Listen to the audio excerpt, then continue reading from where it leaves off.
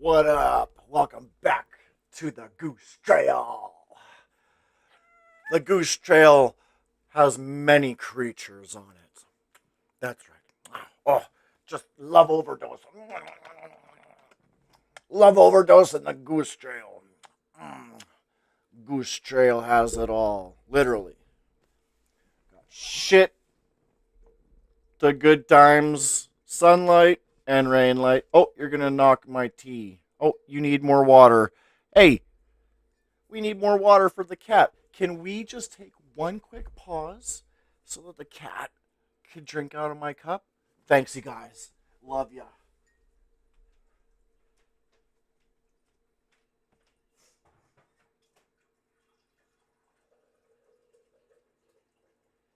We just gotta get you some food.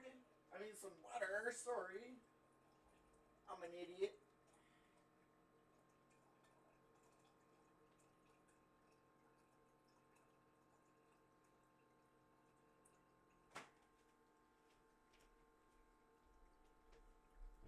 A tank? Fuck, man. Ow! Jeez! That hurts. Toe attacking. Ow! God, it hurts so much when the teeth go into the bottom of the toe and right in the arch. That hurts, man. Yeah, that hurts, man. Oh, that hurts. Oh, yes, it hurts. Oh, it hurts so much. Oh, it hurts so much. That's right. We're going to be talking about toxic femininity, y'all. Ah! This is toxic male behavior right here. Toxic. Ah, ah.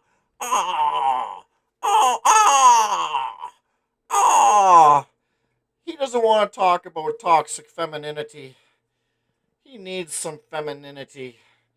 That's right, because he's always biting. Oh, he's always jumping. Oh, yes. Oh, yes, yes, yes.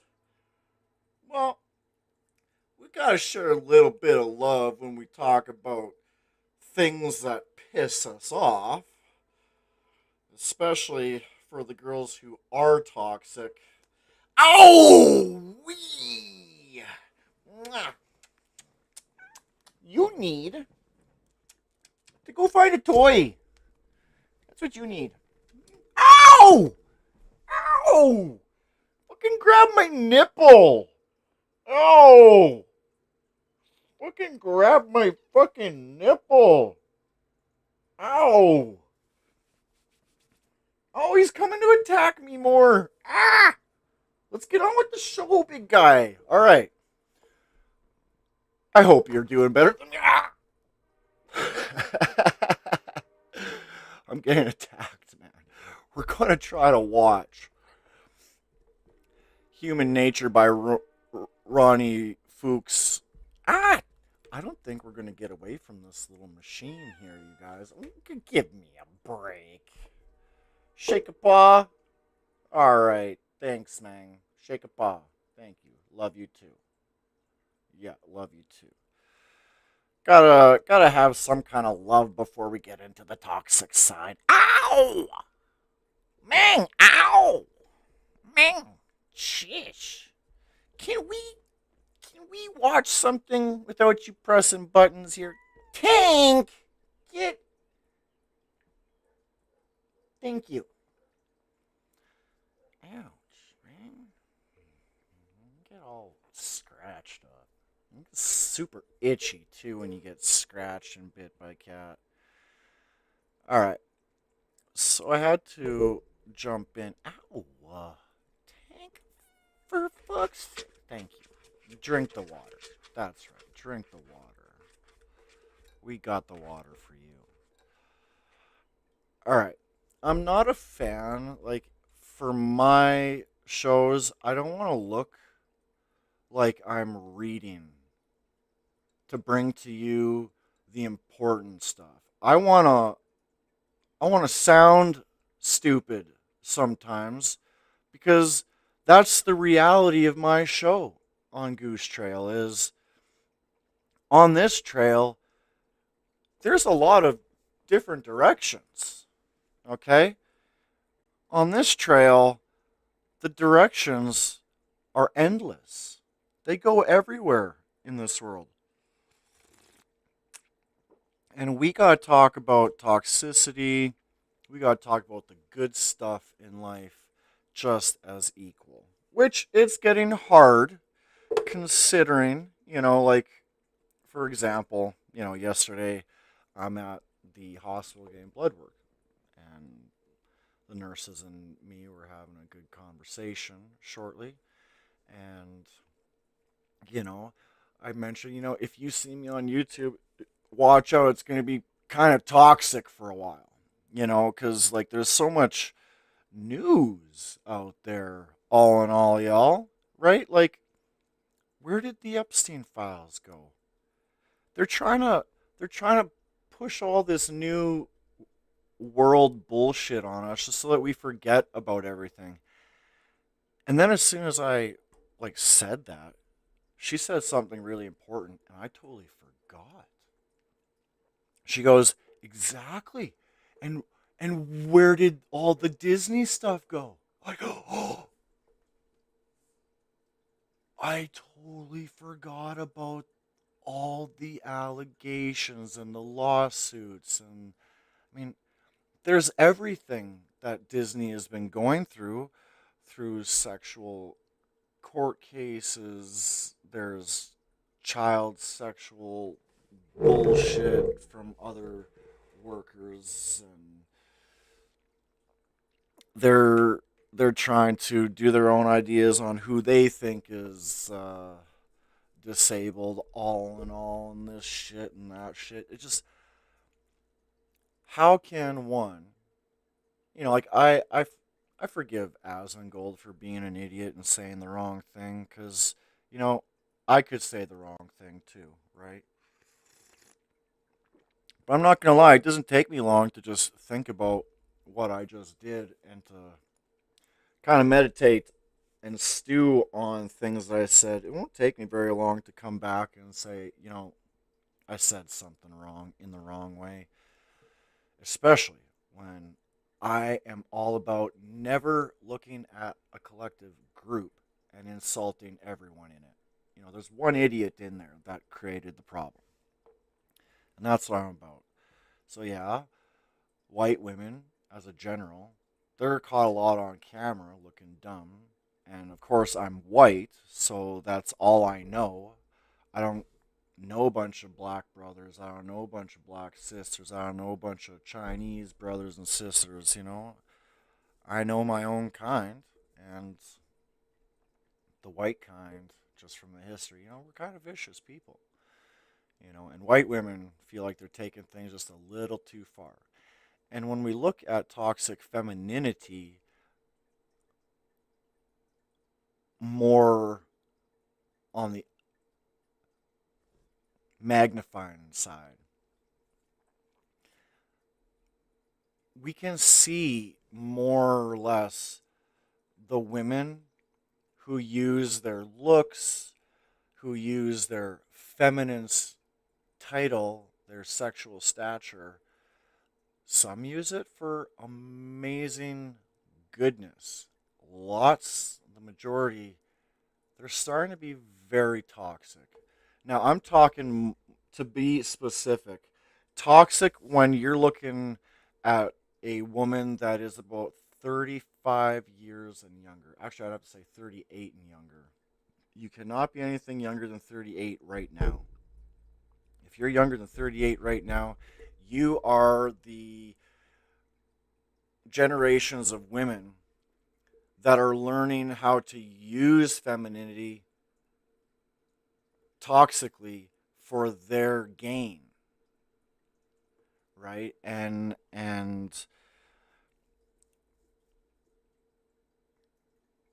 if that's unified, then it's the majority. And that's where it really feels like you got a lot of women now that aren't for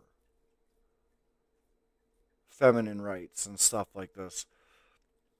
They can clearly see themselves that their own sex is very destructive. They are the only sex that can be destructive realistically because, in some ways, weirdly to say, they hold all the cards when it comes to having sex, right? They say yes or no, and that's your invitation or your rejection, right? With whatever answer you got, you know you have it or you got to go try with someone else. But at this point in our life, we as a man, we are scared because if we look at you, we're homo, incel, fucktards. You know, if we talk to you, we're even creepier. You know, anything, if we tried to like make a move on you, with our words, trying to be cute and smart and funny, that's a turnoff, right? You don't go up to a woman these days. You literally do not go up to a woman. And that's why the other day is like, man, if I see a bunch of boys and on the other side of the street, doesn't matter how many, doesn't matter, it doesn't matter is if there is a fuckload of guys on the other side of the street and there is a white woman on this side of the street coming towards me, I'm like looking to run to the other side of the street. The other side of the street, you might get into a real fist fight. But I gotta say, a fist fight is over like this. But a fight with a toxic woman will end you up in a jail for zero reasons. They can say whatever they want to say, and the law is just like,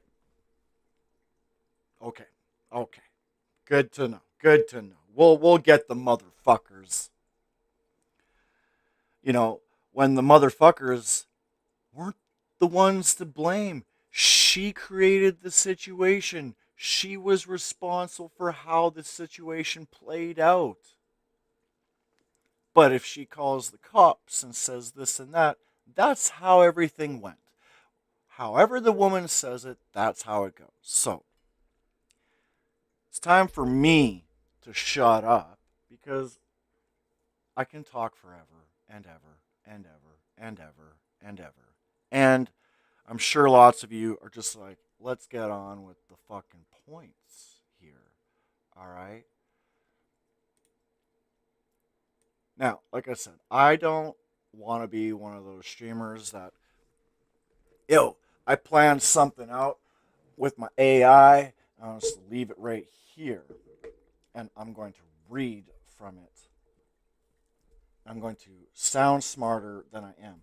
But I can literally see a use for it, is for me especially because I can't really stay on topic very long. One thing leads me down another rabbit hole. And then I'm like, what was I talking about? And then you retrace back to the main topic and then start again. And then it takes you down another rabbit hole. And that's like me. So if I want to actually stay true to one topic, I would be working a little more with AI. Like, let's make a script. But I don't like the script very much unless I want to really teach you something. But I don't want to teach you something. I'm not here to be smarter than y'all. I'm here to like relate with y'all. I'm here to share with y'all. And speaking of sharing, because I go down the rabbit hole, yesterday I am trying to upload my trips with my cat in the truck and on the quad. Because who sees somebody walking around with a cat in the clear backpack? who sees someone cruising on a quad with their cat? Okay, the cat's always in the backpack with me. All right. So, I can't. I tried doing two yesterday, and both said it fully uploaded to YouTube, but the processing did not finish on either of them. So I almost kind of want to just take a break from trying to work at getting my phone videos onto YouTube right now. So you're not going to see too much of my life outside right now, okay? But that's the plan. That's the plan. If I get on my longboard, let's do a live stream me going on the longboard or the snow skate or the quad, you know, watch me fix my vehicle, watch me repair some of my house. I want to upload that to this goose trail. All right, but you can clearly see she's reading from script, and in this particular case, as soon as I shut up for y'all, we can listen. So here I am.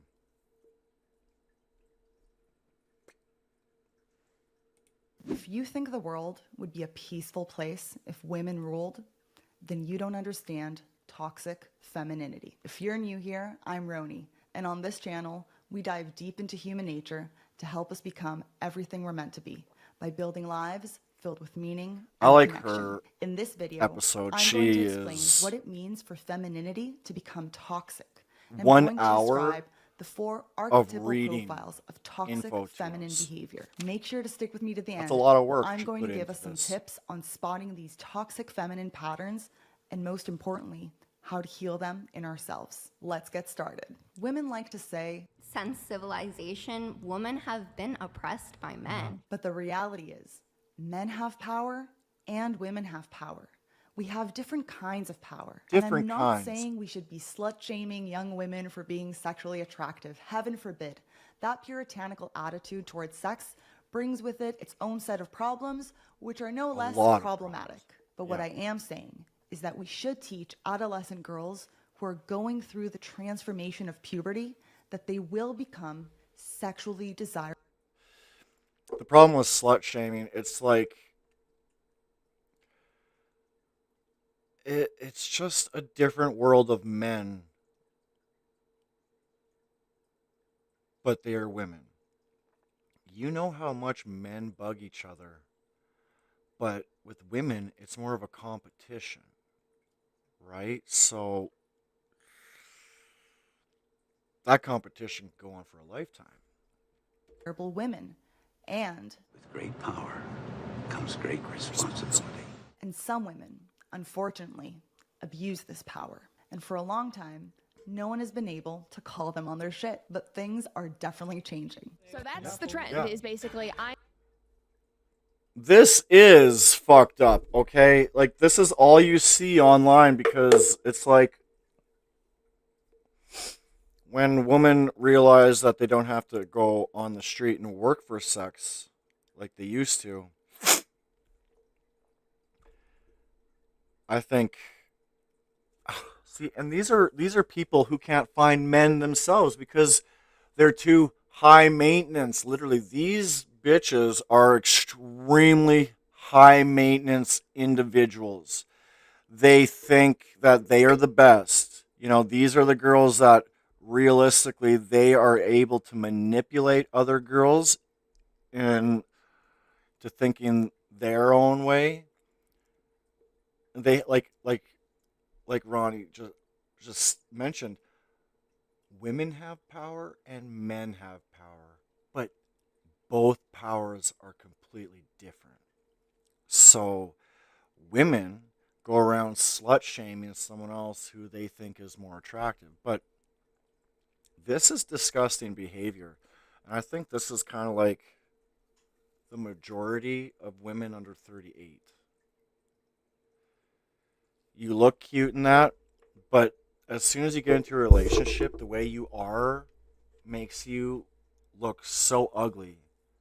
like you can look like model material, but as soon as we realize how you're acting, the most sexy, the most attractive female in the world can actually look like a butterface. If you don't know what a butterface is, you're too young to be on my fucking channel. Fuck off.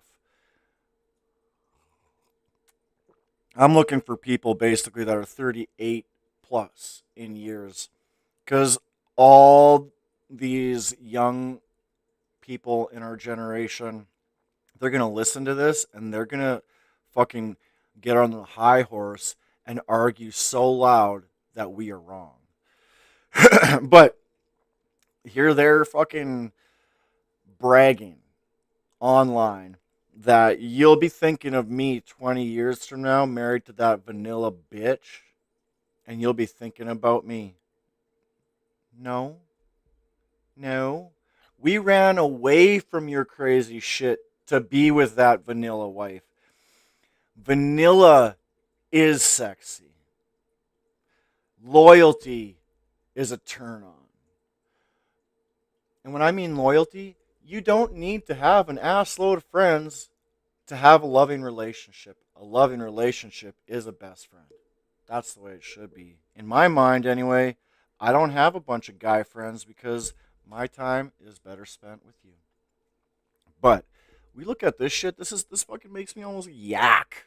This is yak fucking material, man. Better than your vanilla wife. And Fuck you're going to that. be thinking about me. When you're married to some other girl, you're still going to be thinking about how much fun you had with me and how much better I am than her. So like this one, I might not be the one you marry, but I'll be the one you're thinking about while driving home to your high maintenance vanilla wife. I might not be the girl you marry, but I'll be the one you're thinking about 20 years from now when you engage in polite sex with your boring wife who fakes her orgasm to make you feel better about your receding hairline. I don't know what fake orgasms are.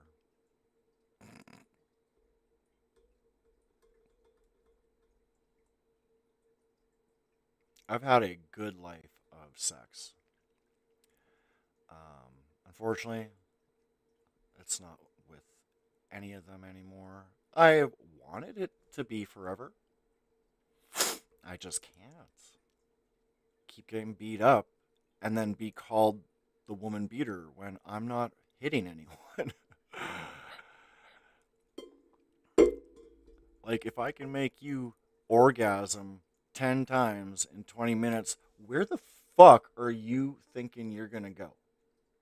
If I'm cooking and I'm cleaning and I do outside maintenance, and I am that knowledged in knowing how that part of your body works to make you overflow,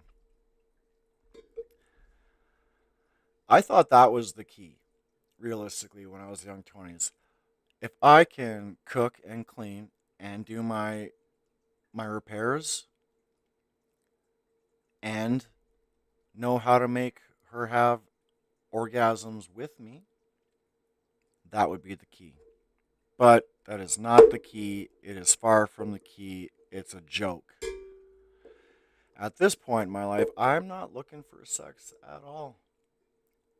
You got to know me for at least like 5 to 10 years before I crawl into the bed with you. Plus, I will be recording my own inside with security cams and outside. Doesn't matter if we've known each other for 5 years. That security camera stays on. If that security camera was there in my last relationship, I would not have had to go to jail. The video would have made everything she said an absolute lie. And she wouldn't have been able to lie because she knows there's a security camera recording everything was said and done. I'm not risking it with females anymore. There's too many people in the population in order to try to find one of the 10%. And then this girl is basically saying that she's the hoe who he could not keep and now he's dealing with the consequences with his stupid vanilla wife. It's so Doesn't that sound contradicting, like to the T, to 100? That's a 1,000% contradiction. I wish you can go back 10 seconds. Give me a break. Right? Like she's calling herself the hoe and blaming the dude for not picking her. Like she's going through a depression because he left you for her.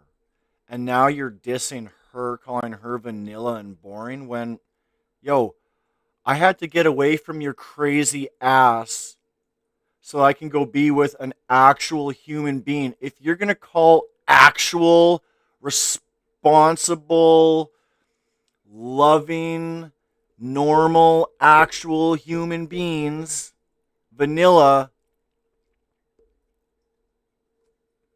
then that's all I fucking want in life.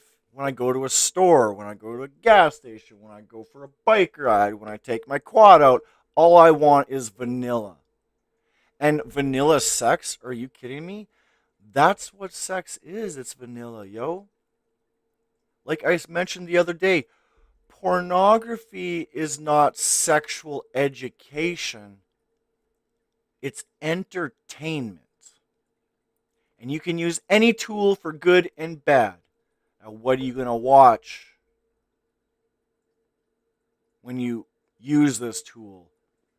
You going to go for toxic or are you going to go for vanilla? Well, I'm vanilla. It's straight up. There are several positions you bang out all the time. In each position, you know how to work with it. Flip it around a little bit because not every session is the same. And like I said, like to be a guy to have sex for a half an hour every time, do you know how dead I am after? Meanwhile, all she's got to do is spread the hole open. Ass, pussy, mouth. You just spread it and you take it. I haven't had any lovers who hump like a man.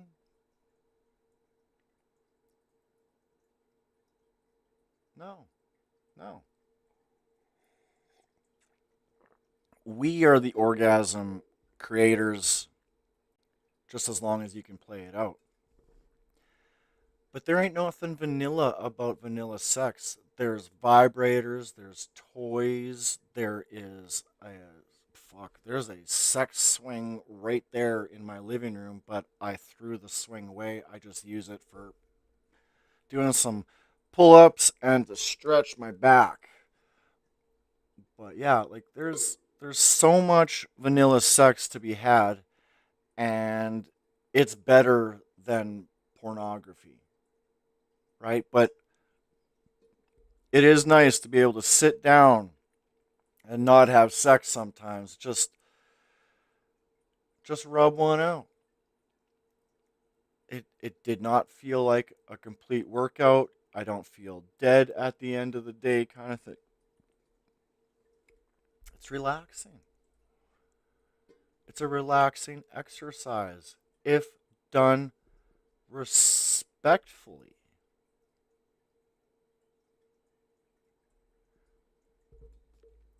Vanilla sex. trashy. Fuck off. And what is the point? You can't get a man because you are fucking trashy, and that's, if you think you're chocolate instead of vanilla, then you're fucked. You're cooked, man. You're smacked out of your fucking dumb shit face.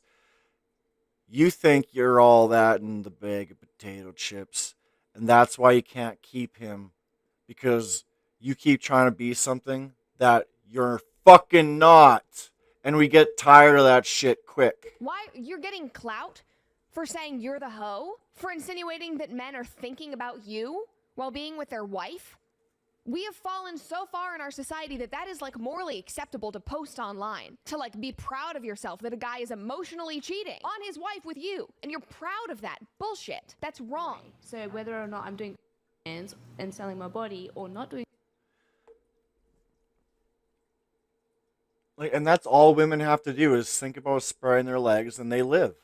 But to be a man, it is so far from that. And that's why I like to say women need to have their rights taken away, like World War II, so that they can restart and rethink on how they're going to be in life. Because there's two roles in life, man and woman. We take care of outside, you take care of the home. I don't care if you're internet hoeing from my bedroom, fuck. That makes you money. That makes me money. Hey, internet hoe away. I don't give a fuck. Like with my last relationship, I just asked, are you falling in love with the dude? But you asked the wrong question to the wrong female and you're going to jail. Okay? Oh God, look at this. There's a sex doll right here in the back. There's a fucking sex doll right here. A sex doll in a room of sex dolls. That's it, right? All right, but this is kind of funny because the girl is trying to answer, but she's like, I don't know what to say, so I gotta say something. She's so fucking fried, man. And these are the women who ruin the world. Body, I'm still like looked at the same way. They still think that of me. Yeah, you don't know the male mind very well. But they've already told me themselves. Like, Yeah, how men they are view really me. good liars. Do you know that? True. Then how could you know they're telling the truth? I don't know. I just take their word for it. You just said they're good liars. Well, I don't know. I'd say a lot of the guys that I know are more, I guess, the higher value type guys. And there's actually- they don't take girls seriously. No, yeah, and just- they Yeah, will never but look at them for some marriage. people actually do want only women and want to marry only women and have kids with OnlyFans. Erroneous! But very few. Erroneous! Well, hold on. Do you think those men are virtuous, high-quality men that won't cheat on you? Yeah.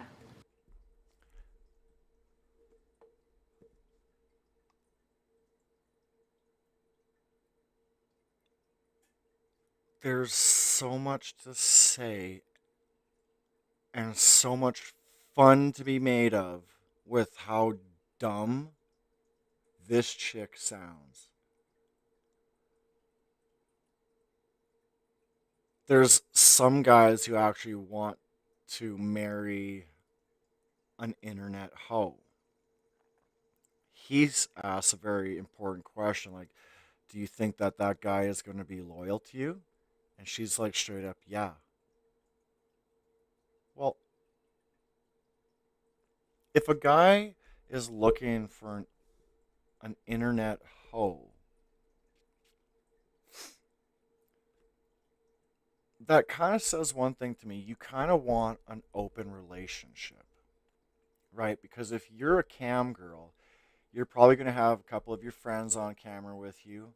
And if I'm in a relationship with you as a cam girl, I'm going to be also in the recordings if I say yes. But that doesn't necessarily mean I want to be with her. It could be for a fling, you know. And I think that's, if guys got with someone like that, that's more of a fling than a desire to keep, right? Because a desire to keep is straight up vanilla in my eyes. Vanilla is success. And when you're trying to sweeten up that vanilla, it gets toxic, spicy toxicity. I do. Now, instead of making fun of these women or acting all high and mighty as if I was never an idiot 18-year-old, I'm going to try something a little different. I'd like to help us unpack some of the psychology behind this toxic feminine behavior. You know what? I love thinking about all this because I'm just thinking about Big Mouth right now and mating season. Those two animations that I suggested earlier What does today. it mean for something to be toxic? So first, let me make this crucial. You've got the group of vanillas, but that one raccoon, he thinks he's the player. He'll start changing. You can just see it already. He's gonna start changing into vanilla. But yeah, man, it's just like you have a small group of vanilla. So you got 10% of the world's population is vanilla. And the group of vanilla has to figure out how to find some of the vanilla through 99 or 90% of the toxicity in the world. Where and how can I find someone vanilla like me where we can make it to the end? Point. Femininity is not toxic. When we talk about toxic, That's right. Femininity is not toxic, but it's the way we use our tools that can be good or bad. Now, depending on how you use femininity, for good, that's vanilla. For bad, that's toxic. femininity, we don't mean that all femininity is toxic. There are forms of feminine behavior that are unhealthy, and it's exactly those behaviors. And just like men, I can guarantee you I'm not toxic like Asmongold. And I'm not white trash material like the people across the street from me. Pure white trash. That we want to learn to identify, because any transformation first requires a shift in mindset, a new perspective, if you. I wish I could find a woman that thinks like this. I'm done. I'm done. The wish is just a wish. I can't find vanilla in how much population is out there. I don't have kids. That's the way it is over here. You know, I'm just one person, one story in the ocean of fish. Ay, ay, man. Will. Everything has a positive and negative. Jung has a popular quote that goes, "The brighter the light, the darker the shadow." One of the many things that this quote means is everything has a positive element and a negative element. In every good, there is a little bad. Just like in every crisis, there's also a silver lining. And The brighter the light, the darker the shadow. in our case, the same is true for femininity. It has its virtues, but it also has its vices. In other words, this thing that we call the feminine can be used for good and evil. It all depends on how us women channel this energy. In order to invite more of the good into our lives, we need to know what the bad looks like. If we're completely unaware of how femininity can be used for evil, so to speak, it's much harder to avoid these behaviors, and it's also harder to have a public debate that's civil and honest about where the line is between healthy femininity and toxic femininity. The more unaware we are, the more likely these patterns are to manifest themselves You know, that's why I see the importance in script reading, writing your script and reading from it. Because unlike me, scatterbrain, you know, it doesn't stay on topic. It likes to converse.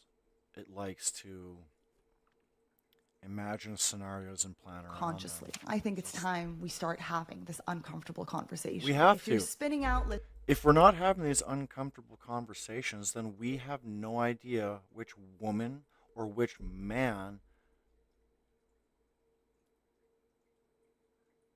to be with, because we can't actually see the red flags. And I can't just get rid of a woman because of my own past red flags, for an example, because not everyone's the same, right? So red flags are going to be different through each individual. So it's about finding what is toxic in men and what is toxic in women. right? So that's going to be femininity and masculinity. And of course, I'm going to get on some toxic male shit right away. But there is a lot more white women being caught on camera stopping federal ICE investigations than any race or sex that any of us have seen. And wait, was that a white woman got shot by a federal ICE investigation? Oh, that's right, in the maroon van. Bitch was married to a lesbian. And fucking bitch steps on the gas, running over a federal agent, and instinct in investigator was shoot, shoot, shoot. I don't want to die. You know,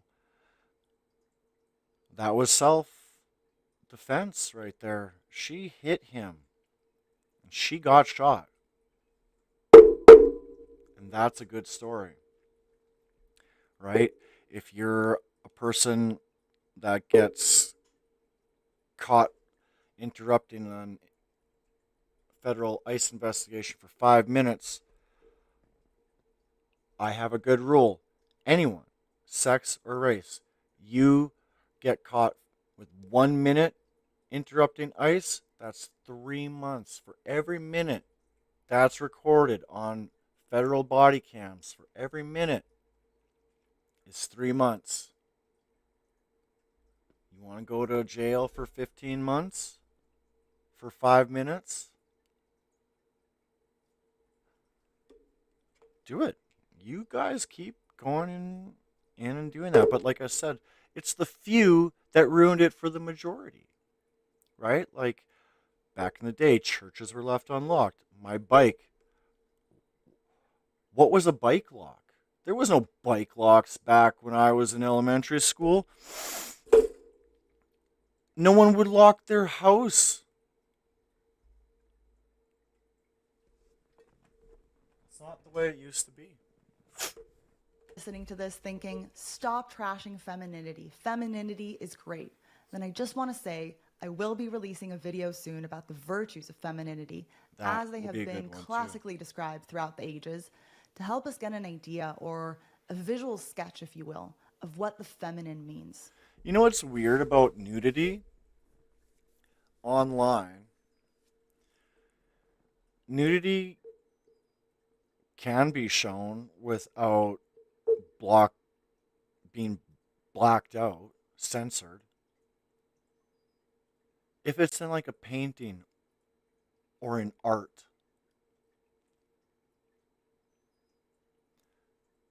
But everywhere else, nudity is like censored.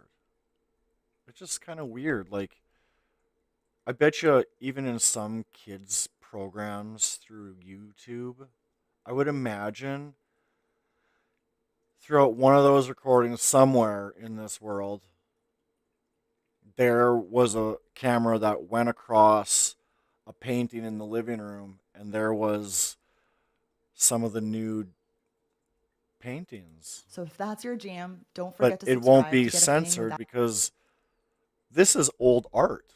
This is not sexualized.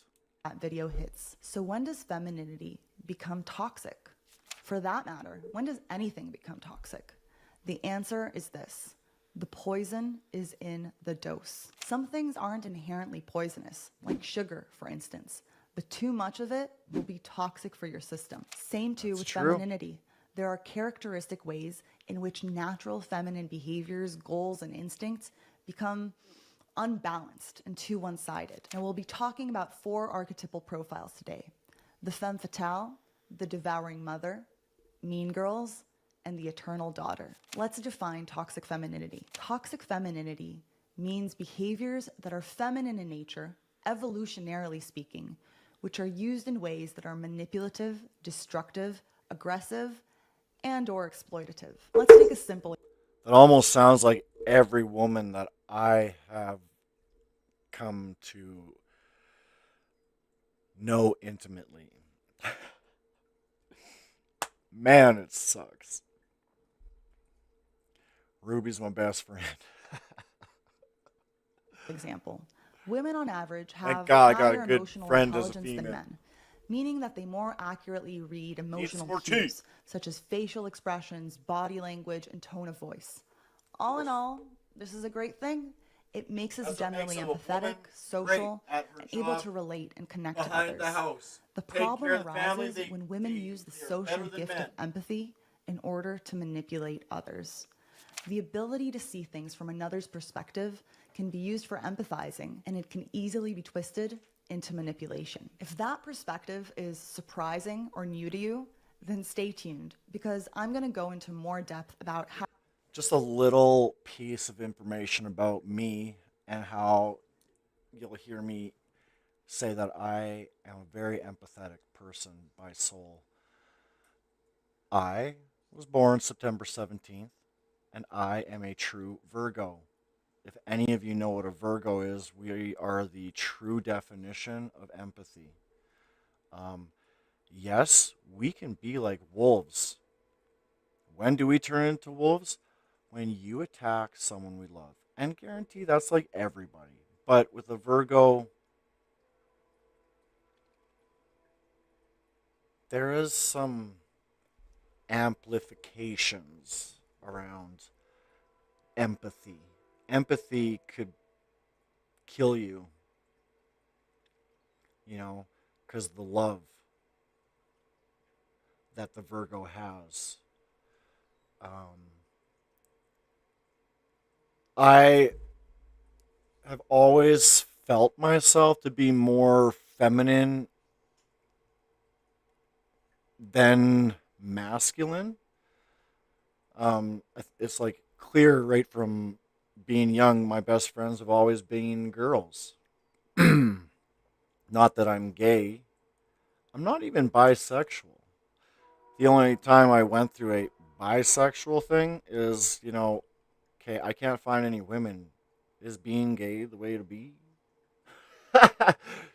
Telling you right now, no, it is not the way to be. Because, like women complain, there is just as much toxic masculinity as there is toxic femininity. We are getting into topics where, like I say, it's only the few that ruin it for the rest, right? And when the few ruin it for the rest, even those few start transforming the others into that toxicity, whether you're man or woman, right? So, such hard things to think about. And we're all dealing with overpopulation for the most part, right? And I can clearly see why governments and rich people really take into consideration about depopulation, right? Um, and like I like to say, like if I'm in the zone that gets destroyed, it is what it is. I will be glad that I am part of the depopulation if I'm to go down with most of you. Um, I do see an actual need to try to control the population. But can we do it like China, where it's like, okay, if the couple has too many boys, if they have another boy, we got to abort so that we can equal out the sexes in our country. And they'll change that as time goes on to balance out the sexes in the country. So, can we do that everywhere? So we can balance out each sex in every section of our world? Can we? Maybe. But being human, we know our past, which is destruction. So, do we do more work to try to do it? No. Usually, you see humans finding the easy way out. Look at AI right now for the biggest example, right? They're putting in so much money into all the NVIDIA computer parts that are necessary in building artificial intelligence. Okay, each one of these NVIDIA pieces costs like $30,000, and like I can see, like we as humans want to be told what to do, we'll do it. Just let me go live my life, right? So if you can make the computer to tell us what to do, that's cool. But I gotta let you all know, it's not about AI telling us what to do. It's about us understanding what AI can do for us. So what it can do is work. It could do it could do 1 year's amount of work that it would take me 1 year, and they could do it in 1 minute, right? So if each person, like we see it in the movies, this pair of glasses in the future, I should be able to see translucent text and info come up on my spectacles. And in that being, that's where the AI is we are hooked up through it to the eyeball, to the ear, and it is right here. So we're doing our job, and we need that help, and we immediately say, AI, what do I do right here? AI's like, bam, bam, bam. And I'm like, gotcha, gotcha, gotcha. I work faster when I work with artificial intelligence, and that's the fucking truth. I do a lot more work so much quicker if I'm working with artificial intelligence. For example, last night I got a computer part that I lost for some reason, a $500 computer part. Fuck. I put it somewhere in a safe spot and I lost it. Fuck, there it is. That's the safe spot. So while I game, I've realized I got HD. I got 3 terabyte HDD. And I need an NVMe SSD. So I got $500 Crucial. And I go to put this in last night so that everyone could watch my games quicker. I'll be getting RAM after I can get one that works. But this didn't work. I took my computer apart about 10 times to move this into different M2 slots. And in BIOS mode, the PC could not read this thing. So I got to send back a part that I've been trying to get for 1 whole month. I'm not even going to ask for an exchange on this. I've been waiting for this for over a month for my YouTube streaming. And motherfuckers, they send me a part that don't work. And now my stream has got to suffer. But like I said, off topic, shut up, Mickey. Each one of the toxic feminine profiles exploits their emotional intelligence in different ways and for different aims. Now let's talk about the femme fatale. First of all, I have a message for the internet. Stop glamorizing this archetype. Stop selling courses to love-hungry women, teaching them to be dark seductresses. Hearing how people idolize the femme fatale just shows me how much they don't know what it actually means. You keep using the word. I don't think it means what you think it means. So what is the femme fatale? The most basic definition of the I'm so happy I found this to stream with y'all. Really? I am. femme fatale archetype is a woman using her sexuality for evil. She's the woman you sleep with who completely destroys your life in the process.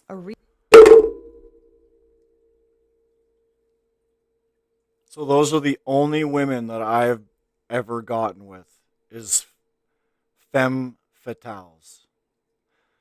Women who really And this is the majority of women, I think, femme fatale. Because, like, my ex-wife, she couldn't cook anything that tasted good.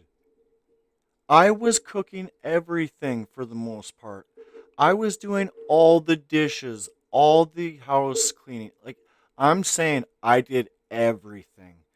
This bitch is sitting watching me do the chores, doing her own thing. Like, she's not even watching TV. She's just sitting there watching me.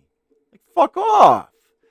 But anything I say, even if it's really good or funny and just anything that's good, she is straight out attacking me. And then instantly after creating the argument, she'll say this usually: I give you everything. I do everything I can. Right. You do everything you can, femme fatale style. Real life example is the character. And you argue that shit till you're blue in the fucking face. And then you go and lie to the police and ruin an actual innocent man's life. Like, if I could give you guys a video of how she was beating the fuck out of me,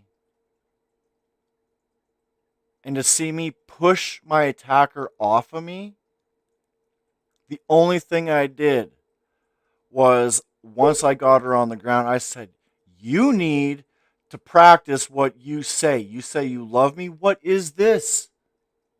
Show me some respect. And I gave her little bum a little kick right here. Like, please calm down. Fucking stay there. Calm down. No, that doesn't work. She gets up and she starts hitting my head, kneeing my junk, fucking doing whatever she can. Then she calls the police and says several lies, which was the start of my criminal record. Femme fatale. This is all they do. This is all they do. They bend over or spread it open, and then they say, I do everything for you. No, you don't do anything for me. Fuck She's you. the woman you sleep with who completely destroys your life in the process. A real life example is the character of the homewrecker, usually a young woman in her sexual prime who seduces a married man, entangling him in a web of lies and sin. Even if he doesn't get caught, the whole escapade eats away at his soul. His conscience agonizes him, and if he does get caught, well, heaven help him, because as the saying goes, hell hath no fury like a woman scorned. One classic representation of the See, I gotta put this out here in some shape or form. Women have all the power. Men are like the tools that create everything to go forward. So women can persuade us using their sexuality for good or evil. Probably in most cases evil, because they're trying to equal up to us. Like, your arms, once your arms have that definition, then you could be powered like man. But until then, your strength is so in here. You guys have the empathy in able to control the home. If you can control the home, you control everything outside the home. For an example, if you can get your family thinking exactly like you are creating you in the world through your man, through your son, through your daughter. It starts at the home. And if there's no mother at the home, we can't create the mother. We can't create the father. It's a power hungry struggle for women to dominate man. And that's how it's always going to be. If we don't separate each other the way it used to be before World War II, women could have all the power. And then they don't have to do anything except for take control of the behaviors. Right? And that's what they're good at. They're good at persuading. They are good at changing minds, and usually for lots of good. But it's playing out like it's all for the bad. femme fatale archetype. But really, like, women are the power holders.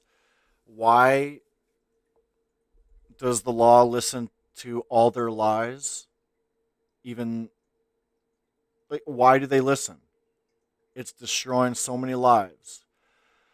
Like, because of the female power, there was a few years of my life where it's like, you know what? I'm going to become a woman. Why would you become a woman? Well, because I'm sick and tired of being a man and having no authority, sort of speaking, because I could be a true man and yet be treated like a dog by women. You want a man who can fix things, but as soon as a man who enters your life who can fix things, you start treating like a dog. Femme fatale? Probably. Like, no matter what a guy does in all the ways she wants him to be, that's not good enough. Whatever they want us to be, and we are, that's not good enough somehow. Is that of the sirens. So why would I want to be a man when I can't do anything anymore? I can't work. I can't be a man to the children. I can't be a man to the woman. Because what women have done is they have made it so that men have no power.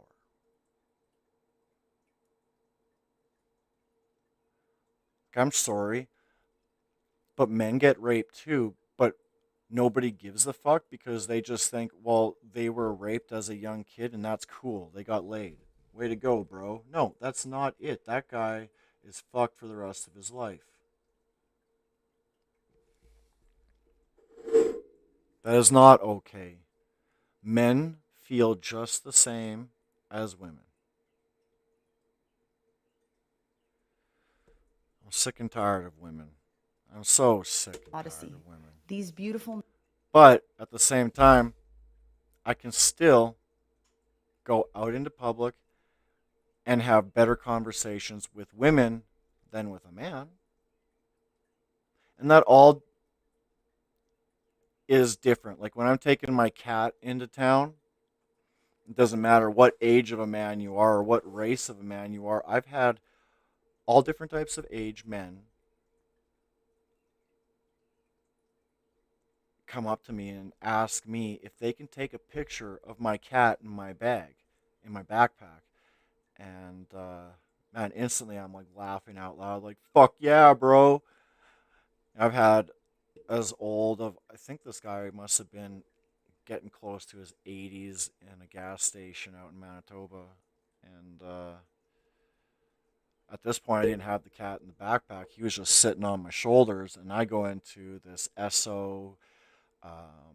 There's a Tim Hortons and a Subway in this one building. And yeah, this old guy's like, that is the coolest. You gotta let me take a picture of your cat on your shoulders. That's so cool. I was like, oh yeah. But never is it a diverse age group of any type of woman. There is a specific age group of women that will only say, oh, that's the cutest thing I've ever seen. You got to take your backpack off and show my coworker. She's going to love that. This is women that are around the age of 40 and up. They aren't scared to come to me and have a conversation. And I'm not scared of them to have a conversation. But if you're younger than that, I am getting actually vitally scared. I've had to go to jail for no reason. And when you see the rest of the internet, generally speaking, no matter where, women, especially the white women, like, this is some toxic times. Nymphs whose song was so sweet, so irresistible, that wayward sailors who heard their song would become entranced. They would become possessed and would be compelled to follow that heart-wrenching melody until they found its source, upon which they met with their death through drowning or other means. But the theme is always the same. She's the beautiful woman who kills you in the end. Now let's take a look at what Jung has to say about the homewrecker. He doesn't call her a homewrecker per se, but instead he calls this type an overdevelopment of eros. Eros meaning here that not only sexual instinct, but also fundamentally relational instinct. It's not only her sexuality that the femme fatale uses, it's her ability to relate to another. Holy shit. To make the other feel seen, needed, and important. Men are hungry. That's where I think I flourish right there. Is I have a good ability to make you think positively about yourself. But does it stick? No. Because I'm wrong all the time. I'm stupid. I'm a fucking Don't choke and die on cam.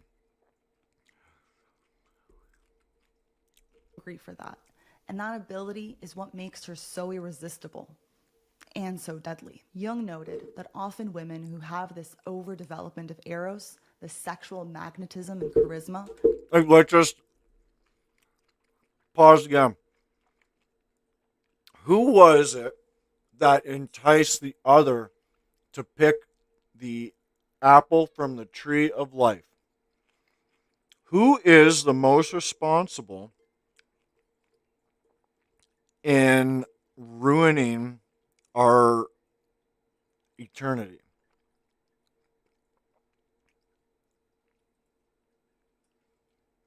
She was enticed by a cute, cuddly devil in the garden. The devil says, you'll know good and evil. You'll know it all. Who better to tempt than the woman? She is the perfect sex to deceive anyone, whether it be female or male. Females have a power that is only in the woman. Or guided by an unconscious. And it's like the man desires that power. But I ain't going to become no woman just so I could have some kind of femininity power. I could tell you no fucking way. I will not become what I'm most scared of in this world. Conscious desire Hell no. to destroy a marriage. A woman of this type loves romantic and sensational episodes for their own sake and is interested in married men less for themselves than for the fact that they are married, and so give her an opportunity to wreck a marriage, that being the whole point of her maneuver. Once the goal is attained, her interest evaporates for lack of any real maternal instinct, and then it will be someone else's turn. In other words, the scandal is in itself the reward. An absolutely killer representation of how much power the femme fatale archetype has is the 1992 movie Basic Instinct. Oh my god!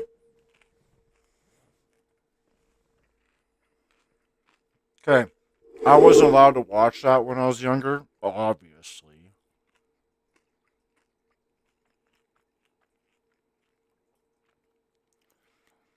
Sharon Stone, you get to see her open her legs a few times. Boy, is she as seductive in that movie. I have not watched it since I was like early 20s. That's a pretty brutal movie. Haven't seen it, you have I don't to even check it remember out. it. Sharon Stone plays a bombshell of a woman who's accused of murdering her boyfriend while they were making love by sticking an ice pick in his back. Oh, right. Yikes. She is literally the gorgeous woman who seduces a man only to kill him in the end. There's no smoking in this building, Miss Trammell. What are you gonna do? Charge me with smoking? That's when she goes to open her legs right there. Soon, anyway. Another element of the femme fatale that this movie gets so well is how much power this woman has over a room full of men. She is so painfully beautiful, and she knows it. She knows how absolutely helpless they are in the face of her unabashed sexuality. Here she is in a room full of police officers and detectives. These men are usually tough guys. They have to deal with criminals on an ongoing basis as part of the job. That's no picnic. And now look at them. I like men like that. Sweating. Don't know Men who what give to me think. pleasure. When women praise this archetype, what are they praising? In essence, what are the values of the femme fatale? To answer that question, we can turn to the manifesto of the femme fatale, written by the stripper poets Cardi B and Megan Thee Stallion. Now, why do I call this the femme fatale manifesto? Because the femme fatale isn't just a character trope from the film noir era of cinema. The femme fatale is an eternal archetype of the woman who abuses her sexual power. She uses her beauty and her God-given sex appeal to manipulate others, gain the upper hand, and satisfy her own whims. Going on OnlyFans to exploit lonely men by selling your body is the femme fatale. A man's porn addiction is the femme fatale. The other woman your husband's cheating with is the femme fatale. And the trend of... I never really realized that until right now as I'm walking away. The reason that pornography really is terrible is because of the femme fatale. If you're not looking at only her, the world must suffer. Right? Dear God. That doesn't make any sense to me that you are the only person that could be seen. Like, there's better looking cars than the one I have. And I will gawk the fuck over that car all day long more than mine. So don't fucking play with me, you femme fatale. Women hypersexualizing themselves is the femme fatale. Take, for example, their WAP video that was praised by liberal women everywhere as making history and empowering women. The whole song is about women using their sexual power to manipulate, exploit, and control men. The song reduces sex to the physical act, to the sloppy reality of flesh on flesh. There's only physical sex, divorced from love, emotions, commitment, and heaven forbid the potential of having a baby. Worse than that, throughout the song, they talk about using sex to reduce men to their basest instincts, making them addicted puppets and using them for money. There's a lyric in there that now, after fucking her, he's diabetic, which is a pretty fantastic analogy of a disease you inflict on yourself through an addiction to some form of instant gratification. The same areas of the brain light up when you eat sugar, do a line of cocaine, or have an orgasm. The whole song tells women and girls repeatedly and explicitly, use your sexual prowess to exploit men without a care for the consequences. I want to be very clear. Women who use their sexual power to exploit others are also likely to score high on the dark tetrad traits, which are the personality scores of anti-social traits. Let's go through them one by one, shall we? Machiavellianism means using others instrumentally for personal gain, which we can clearly see with the buy me a car, pay my tuition lyrics. Narcissism is when one has an inflated sense of self-worth and importance. Narcissistic enough for you? Psychopathy technically means a lack of emotional empathy, or in other words, a complete lack of concern for harming others. And the most recent addition to the dark tetrad list is sadism, which means the enjoyment of causing another pain. Megan says that she likes pain, but let me tell you, wherever you find a masochist, you can be sure there's a sadist in there too. This song is not empowering. This video is not empowering. Cardi B is not a champion of female empowerment. She is yet another manifestation of the whore of Babylon. Sorry for using religious language, but what better narrative to illustrate the toxic effects of a culture in which women use their sexuality in anti-social ways? The whore of Babylon is the woman who has sold her soul long ago in order to prostitute her body and sexuality for monetary gain, and who brings with her the disintegration of the culture into the worship of money and material pleasures. Cardi B was a stripper before she was famous. You know the book Crime and Punishment by Dostoevsky, where Raskolnikov commits a murder and is not the same person after? By defying the moral order, no matter how good your reasons are, you become changed in some fundamental way. You can call it selling your soul to the devil, or you can call it a self-disgust so deep that to deal with that cognitive dissonance, you would need to completely restructure your values in a way that would make that morally reprehensible thing you did the norm, which turns the world you inhabit into a meaningless, zero-sum, vicious world. So if you think this is female sexual empowerment, my next question for you is, how's your mental health? How depressed are you? How anxious? If you're not doing so well, and your love life isn't doing so well, maybe it's time to re-question some of your fundamental presuppositions about the world. You know, reevaluate your values.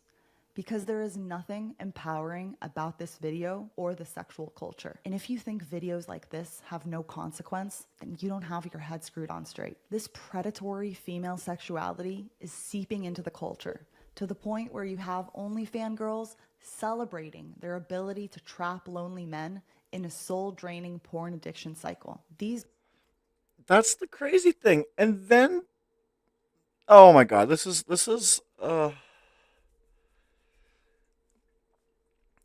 why I I don't want to say it, but it's the only way in my mind to bring things back to an equilibrium.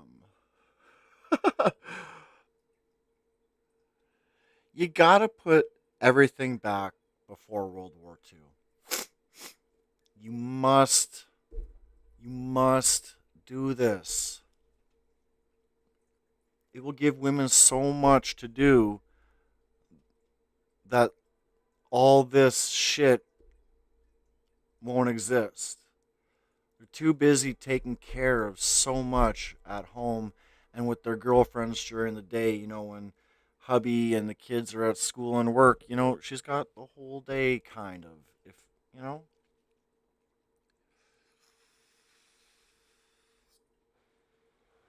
Because everything that a man gets in trouble for is what women are creating.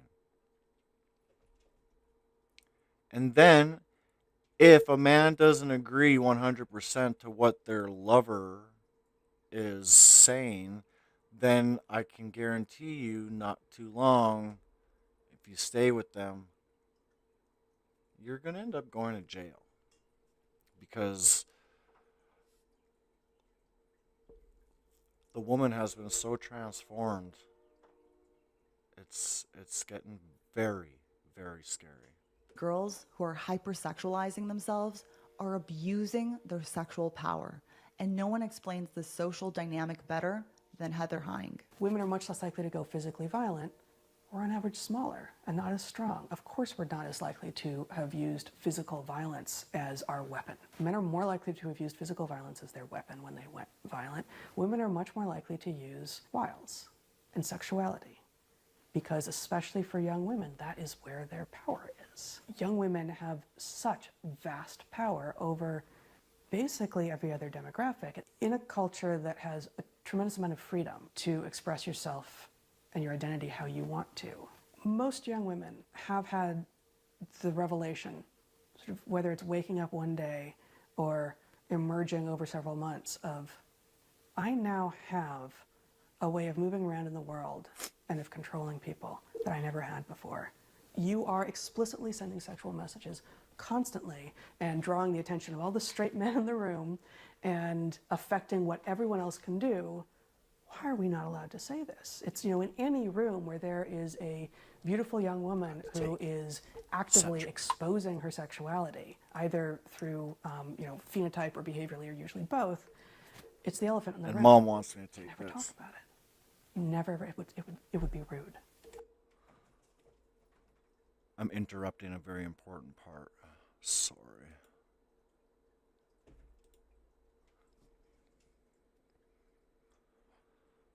I really don't know what any of this is, but we use this to swallow my pill. Mom says it's too good for me to stop taking it.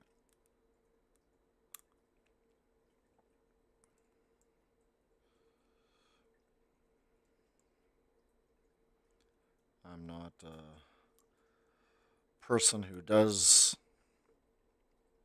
vitamins and stuff like that. I don't believe in taking vitamins and pills, considering they never used to exist over 100, 200 years ago. So it is what it is in my life, but Mama is paying for this. She wants me to take it, so I have to. She knows things about it that I don't. I haven't looked it up. pHx. I really don't know anything about it. Tastes like water. So, I don't know. Now I'm going to go get my tea. I'll keep playing. It's the elephant in the room. You never talk about it. You never. It would be rude. Oh, you're not allowed to do that. That's just her choice. Isn't she also changing the dynamic for everyone? And is that less dangerous than a dude who threw a punch? Yeah, in the moment, the dude who threw a punch can be stopped and don't do that.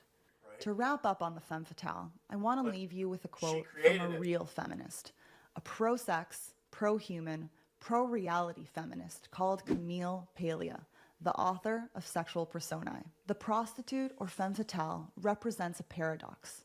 She uses her sexuality to exploit men for money and power, yet at the same time, she is herself being fucked, and thus subject to the very power she wields. I'll let you marinate on that one. Now, I'm That's sure you great. all have heard Jordan Peterson talk about the devouring mother archetype.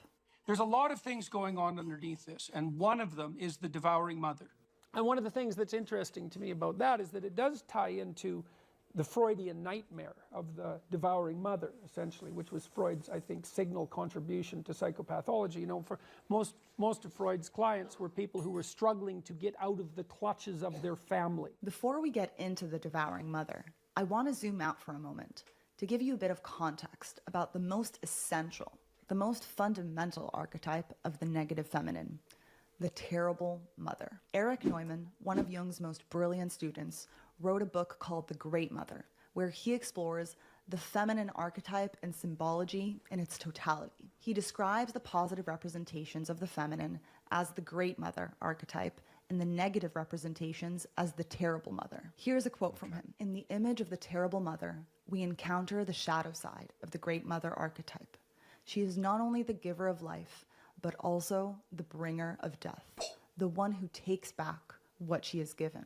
The negative feminine is experienced as the force that constrains, paralyzes, and smothers. It is the aspect of the mother that binds and restricts, that holds the individual in a grip of dependency and helplessness. The terrible mother is the embodiment of the death instinct, the pull towards entropy and dissolution that opposes the creative and life-affirming forces of the psyche.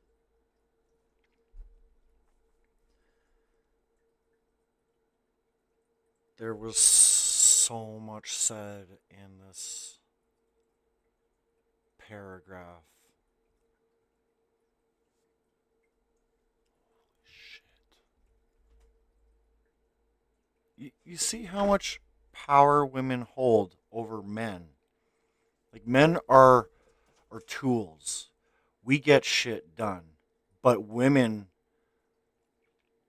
they fantasize shit into reality that were never supposed to be there, but they are the holders givers and takers of life and death.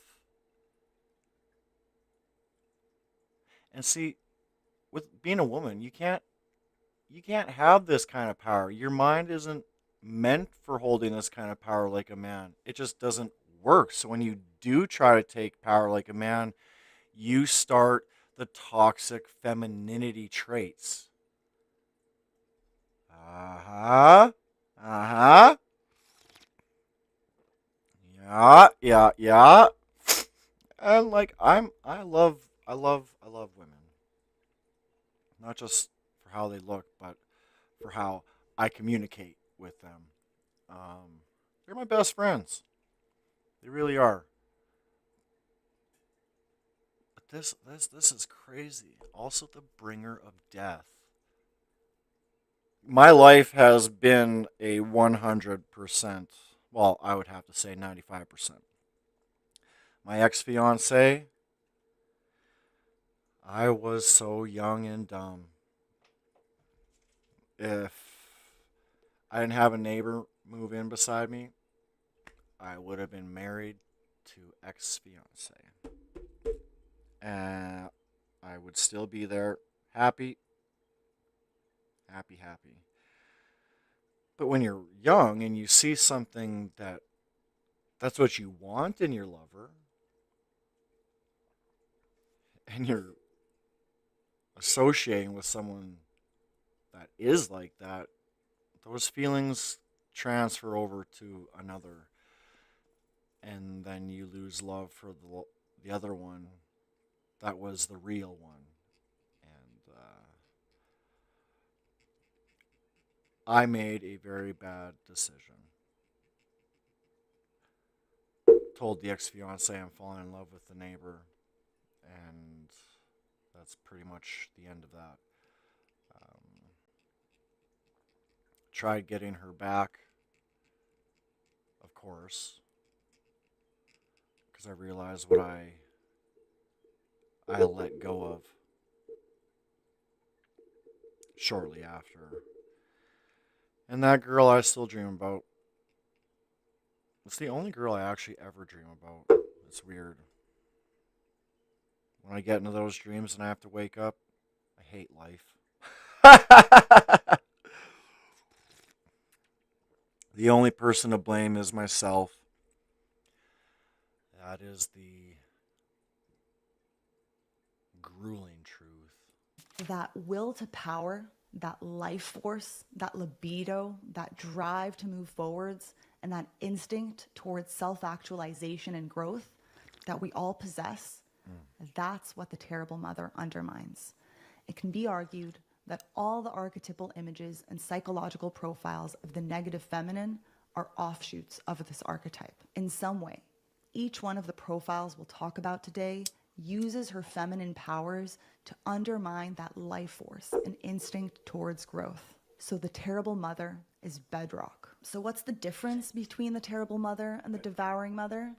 To simplify things, I want you to think of the terrible mother as the general category of negative feminine archetypal representations, and the devouring mother as a very prominent subset of that category. And for our purposes today, we are going to get into the practical, day-to-day manifestations of this cluster of behaviors and traits, this personality, if you will, called the devouring mother. So what is the devouring mother?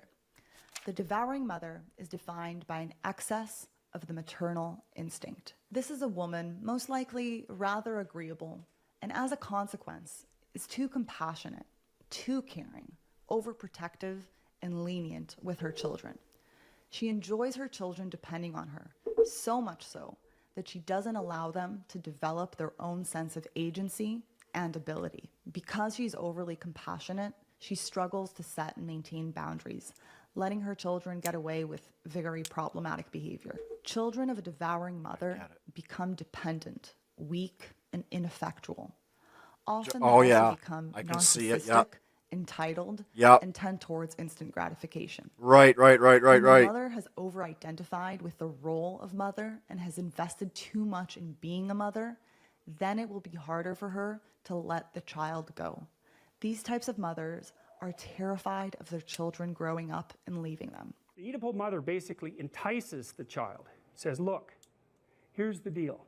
You don't have to do anything, but you don't get to leave. This proclivity of the overprotective mother to destroy the developing integrity of the child, to keep the child infantile, to cling to that relationship instead of developing a life for herself and letting the child go flourish. So Peterson is saying the devouring mother is the archetype of the mother who destroys her children by over-mothering them and not allowing them to develop and become independent. There's a lot It is of that. unbridled and misplaced maternal instinct. That drive to care and empathize and soothe the distress of infants, that can become a problem when that maternal instinct possesses the woman to the extent that she keeps using that same infantilizing attitude even when it is no longer developmentally appropriate. Now, what does it look like when the maternal instinct is functioning in an optimal manner? I think that most people, unless they've been severely traumatized by their own mother, can intuit that there is something essentially good about mothering.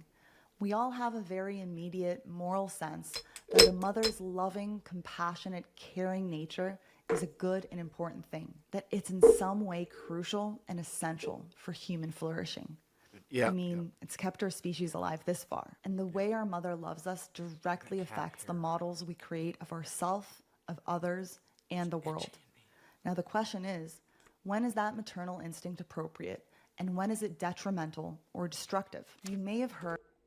When is it important and detrimental? Of Donald Winnicott, who coined the term the good enough mother. You know what's fucked up?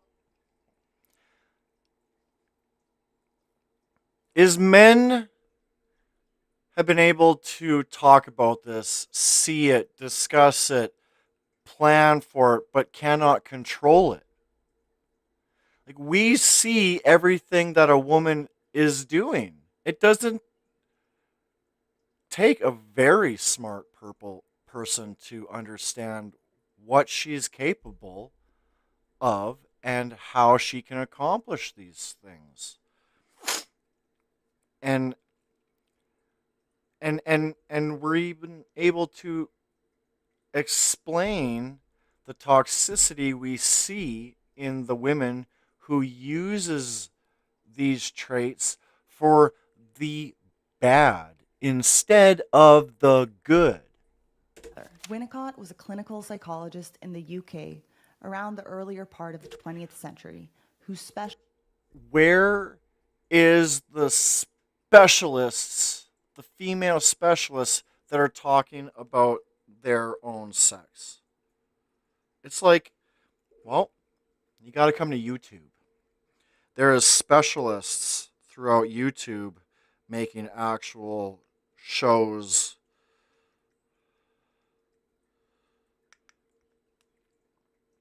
People with real education making real shit that they know about. Hell yeah. Specialized in mothers Only and YouTube. infants. What he observed was that as the babies crossed the 6-month mark, the mothers began to gradually wean their children from a state of total dependence in order to give them room to develop their independence and learn how to deal with frustrations. The good enough mother, by which I mean a mother who is devoted to her infant, starts off with an almost complete adaptation to her infant's needs. And as time proceeds, she adapts less and less completely, gradually, according to the infant's growing ability to deal with her failure.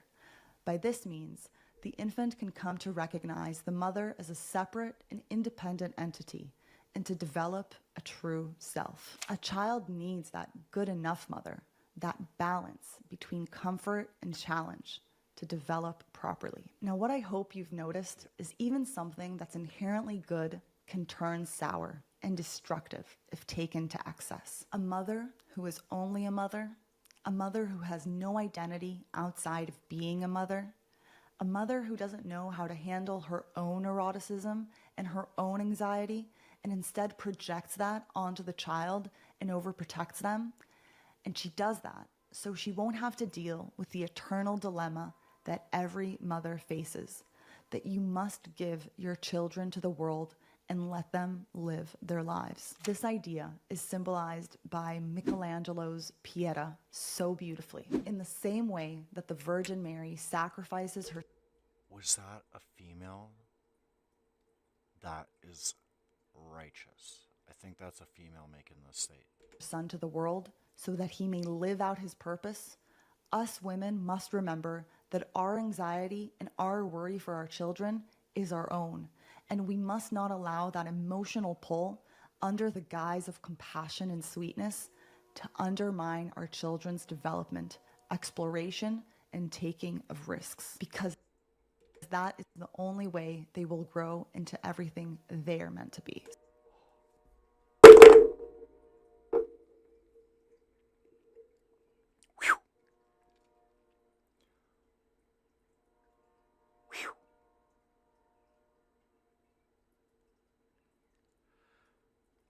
My mom sent me a Facebook video 2 days ago. And it's got this man talking to us. And he's explaining to us a little bit of how women act. Especially, he's talking about mother. Do you know what a mother's job is? Her only job in this world is to worry about her children and her lover. Mother creates worry in our lives to keep us safe. Now, again, we're in the topic of, are you going to use that for good and bad? But the video is really explaining that mother's 100% job is only to worry about us. That makes a lot of sense. Like, she is the giver of life. And she can also kill you. Right? Like, she is everything in the world. It's this is just crazy, right? Like, you need to be able to control that worry, right? And it can't be a worry where you are not letting your children become independent. You're not letting them develop independently. You're smothering them with that worry. And it's just really nice to be able to hear it, because I've never really thought of it like that.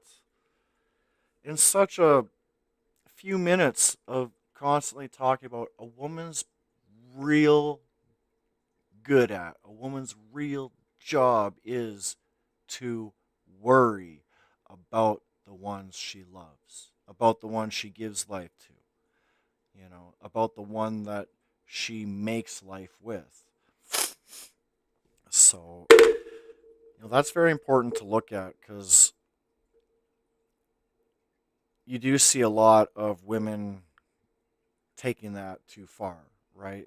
That's the control side a little more. The control comes from too much worry, and it kind of ruins everyone's development.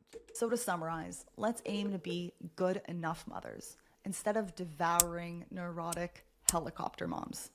Fair? Now, Peterson makes another observation that the manifestation of the devouring mother pattern is not limited to the relationship between mother and child. Because what are we talking about here, really? We're talking about misplaced maternal instinct. And in today's world, we can see the devouring mother projected onto the professional and political world by women who... That's what I was saying before. That's why I ended up making a stream yesterday about what I truly think about white women. It's because what I was talking about is white women's, I'll just say, ideology and the way they live. It is being projected onto every person. It doesn't matter, like I said, white, black, or red, yo. It doesn't matter if you are boy or girl. The the toxic femininity is being pushed so hard into society. And I gotta say society because women aren't in charge of just the home anymore. They are out there. They are spreading the way the next generation is actually becoming, and it's following to the next.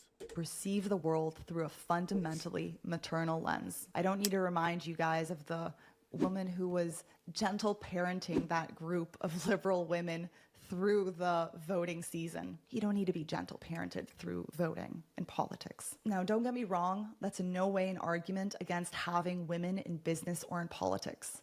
But we want to keep our eyes open and really understand female psychology and where we misuse our virtues in a pathological way.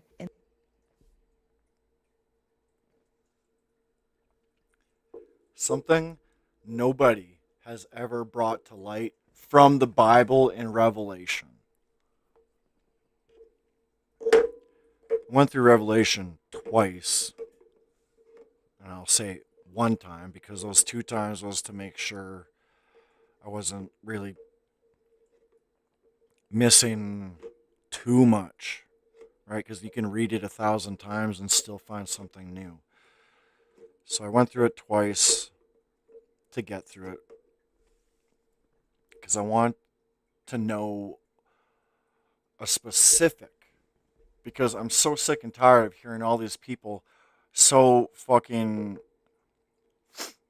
hell-bent on wanting God to come to earth before they die. That's just despicable. Wait a second. In this case, our God-given maternal instinct in a place where that kind of... But we want to keep our eyes open and really understand female psychology and where we misuse our virtues in a pathological way. In this case, our God-given maternal instinct in a place where that kind of attitude is problematic.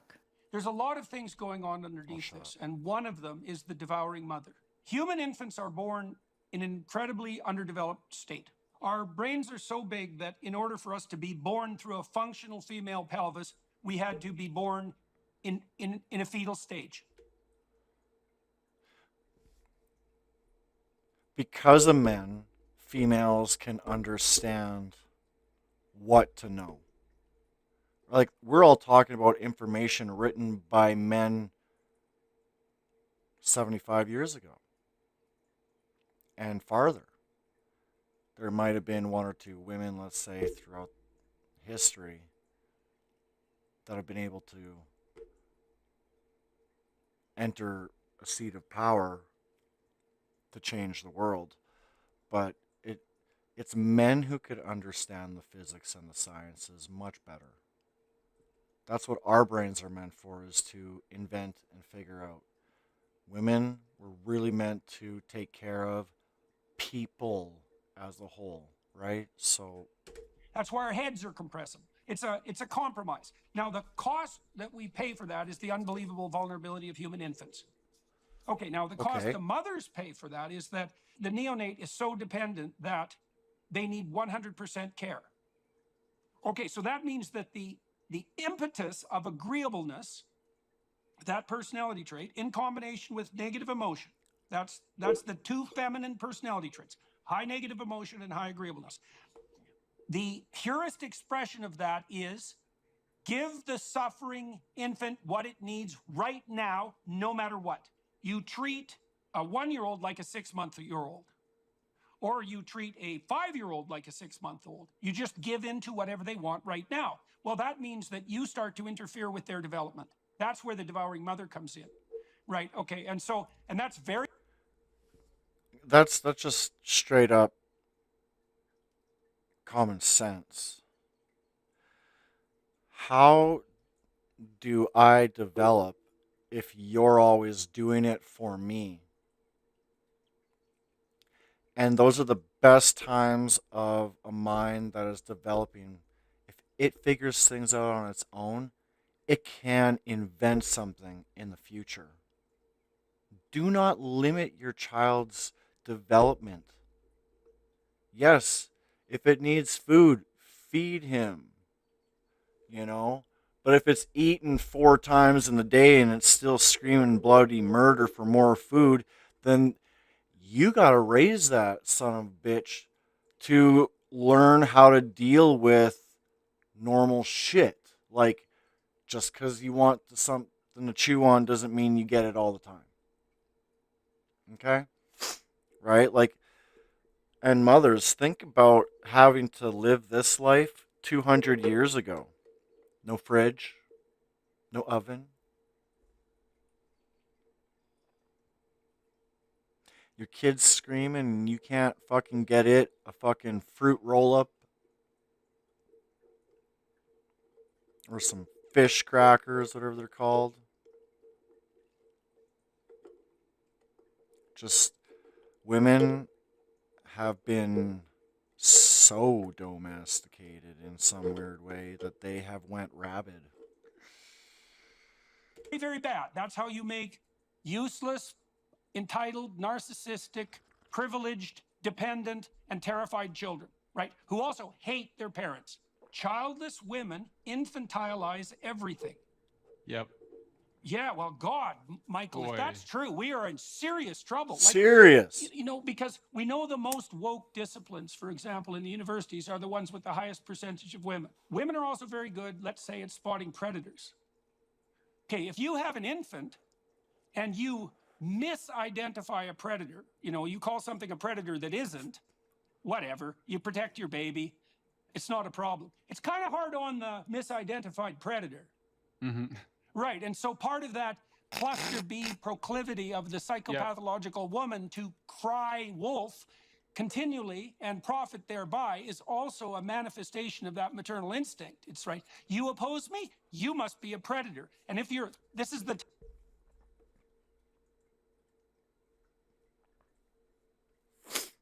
Can you see as much as me?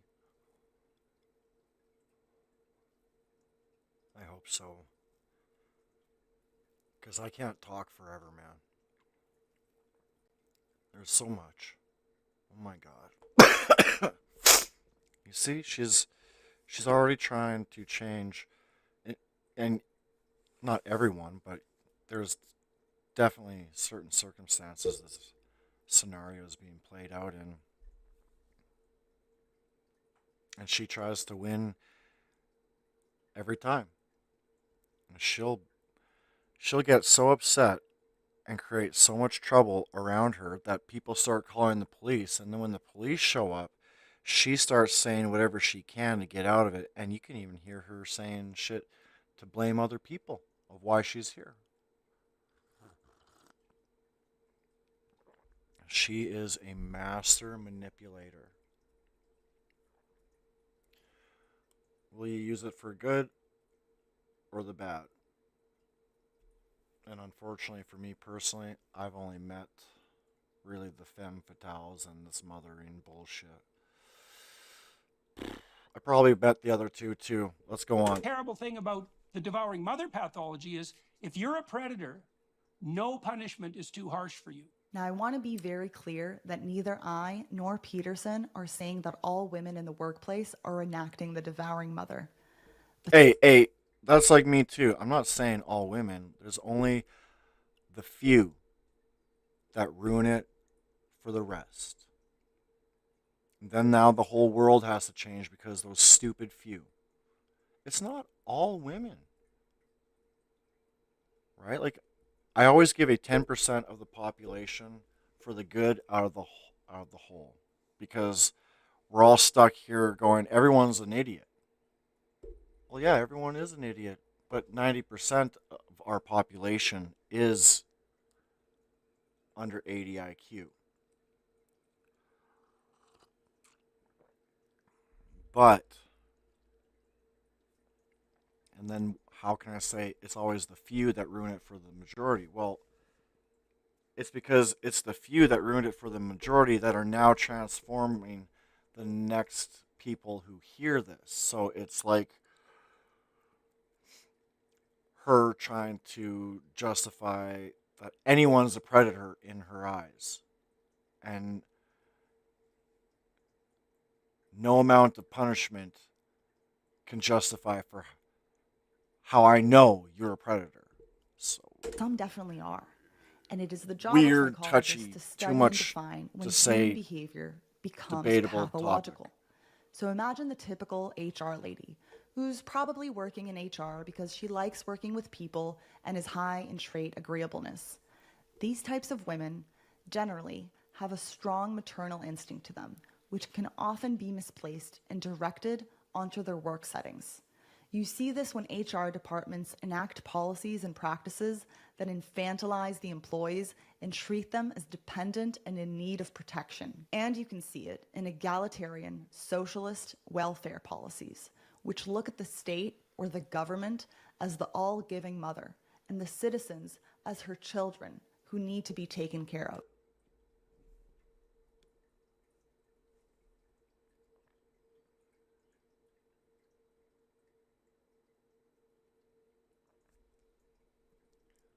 There is a man versus woman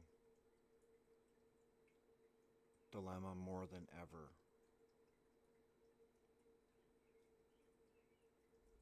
Hold on. I just want to think for a second here. And you can see it in egalitarian, socialist welfare policies, which look at the state or the government as the all-giving mother and the citizens as her children who need to be taken care of. Okay. So now's the perfect time to talk about what I read about in Revelation. I'm sorry. Holy fuck. I forgot. So Revelation says in the end times, like I said, nobody I've ever heard say this, but this is so clear. This is a one sign of, okay, Jesus is coming finally. Jesus isn't coming in my lifetime. Maybe 5,000, 10,000 more years to go. Like, I'm not just going to make something and just destroy it right away. I'm going to see it burn itself until I see that it actually needs to be extinguished. So Revelation says, we will find women side by side at the grind. For some reason, the whole book of Revelation is supposedly telling everyone the end times, and I don't know what the fuck it says, really. I've only read it twice. I stay away from end times. I don't care about end times. Are you joking, end times? Look at all the kids right now. Look at all the goodness in the world. I like to look at the few good and say there's more good in the world than there is bad. Look at all the kids and people who have a chance to change. Fuck the end times. I never think about it. So if there's one thing in that entire list of words in that book, and one thing sticks out more than anything, women will be side by side at the grind. What is the grind? Just look at it. Think about it. The grind is everyday work, everyday power, everyday trying to take control.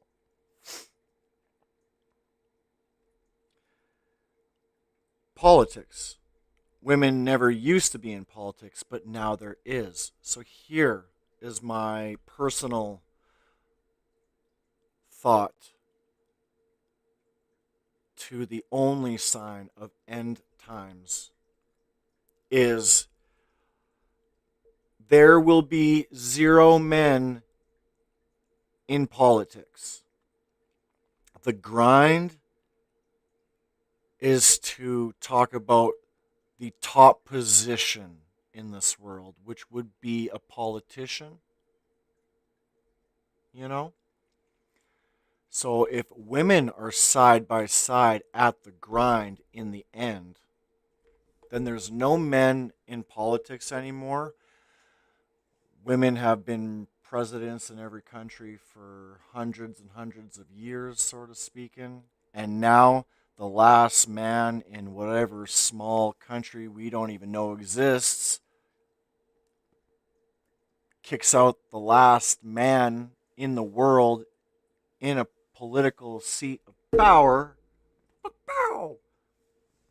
That's when, and we are near the very edge of the end times. But there are still more men in politics than women. We are far from women side by side at the grind. So now, I just need Egalitarian socialist welfare policies, which look at the state or the So, in politics,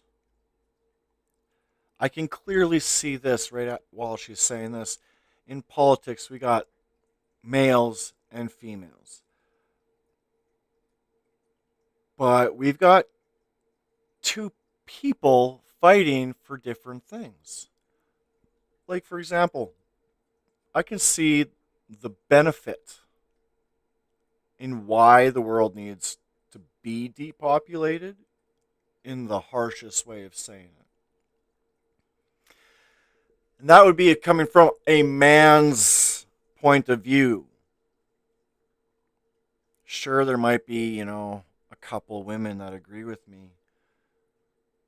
But on the woman's side of the politics, they're trying to bring everyone together. Everything that the government sees other people below them, they're children. They're not consumers or cattle anymore. Once you got all the women in the seat of power, like, no one dies. Everyone gets everything for free. No one has to do anything. Because mama's going to give you everything. Don't you worry about a thing. So I wonder how fraud got so injected into America. Probably because women persuaded men, and men said, we'll do it. We'll make this shit happen. We'll bring your dream to light. So there is a power struggle in politics right now. I can feel it right from what she said right there. There is a maternal part of the woman to take care and to help so that it lives.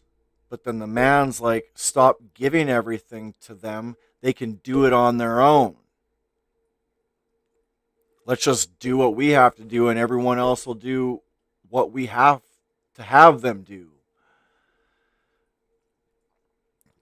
But women will make an overpopulated world where men know how to control things, but because of women, they can overthrow their ideas and persuade them to think differently and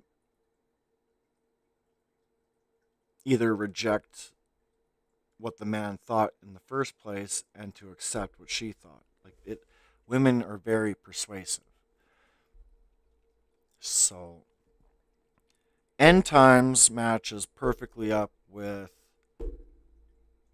the different ideas that men and women have in politics, right? So men want to control and women want to just somehow make life golden plate, weirdly to say. A life given to you on golden plates. Government as the all-giving mother, and the citizens as her children who need to be taken care of. But that's a topic for another video. Our next profile is that kidding of the me? mean girl. Girls can be mean. They can actually be really cruel to one another. There's a misconception that girls are only sweet and kind, never aggressive or competitive. Now, the truth is, women and girls can be very aggressive, competitive, or even antisocial in their behavior. The thing is, female aggression is often indirect, subtle. It's the insult veiled in a compliment. It's the well-timed. That's so funny. I don't know how they do that. That's why they're good at being politicians. Oh, they can burn the fuck out of you. Oh, does that suck how they do that shit? Right? Where, let's say two guys are insulting each other. Fuck, just punch someone in the face and get it done with. But wait, we can't even punch each other in the face because people that are seeing it are calling the police for some reason. And someone's always blaming on what someone's seeing. Like, this is kind of disgusting. Me and my own dad were having our own family feud between father and son. I even punched my dad's truck. I was so upset with him. Not really at him, but like with him. We're both upset. We're taking it out on each other. And a male neighbor actually called the police on us having a verbal argument. I punched my dad's truck. But here's the stupid thing. When the police showed up, because the neighbor, who is like a 60-year-old man, calls the cops on his own neighbor when he knows both of us, over some words being yelled outside? Like, are you telling me none of us can go outside and yell at each other? What the fuck? So even men cannot take in what we naturally do. It's quick, it's easy, it's clean. You insult me, I punch you in the face. 10 minutes later, we're friends again. Apology accepted. Done and done. But women, man, that war can go on for years because they just play this hidden, secretive little bitch game, right? It's all mind games. Timed eye roll that no one else can see but you. It's relational aggression. It's gossiping and cyberbullying. It's social reputation destruction Beards and are awesome for exclusion getting a from the scratch group. on a spot. It's smiling to your face but talking behind your back. It's social manipulation in order to get your way. This movie captured the psychology and behavior of mean girls perfectly. Let's dive into some of the psychology behind female bitchiness, because this is an eternal pattern of the dark side of female social interactions, and it's not going away. Whether you've been the victim of bullying or you're concerned that your daughter might be, this next part is going to help you understand and identify the kinds of subtle aggressive behaviors that girls and women engage in. It's often very hard to identify if you don't know what to look for. And if we're being real, we might see some of this behavior in ourselves as well. Meet Dr. Joyce Benenson. Dr. Benenson studied the social behavior of young children for years. This is going to get on a personal side into the woman's psyche, right? Why are we being mean? Well, why is the guy being mean? This is going to be a section I'm probably not going to say too much about anything. And in her book, Warriors and Worriers, she distills... Because I don't understand their pain like they actually experience it, right? Like, I'm growing up, there's not 100 guys out there that are trying to groom me. You know? Okay? I think I just blew something out my nose. So yeah, I'm not going to be talking too much because one, I don't groom. Even without a relationship, I still don't go out and meet people. I'm always at home or working on something. So, just so you know, this is probably a shut up section for me. Everything she's learned about differences in how young girls and boys play and fight. I study children because children allow me to observe human nature before society has exerted too much of an influence. The earlier behavior appears in children, the more likely this behavior has some biological basis.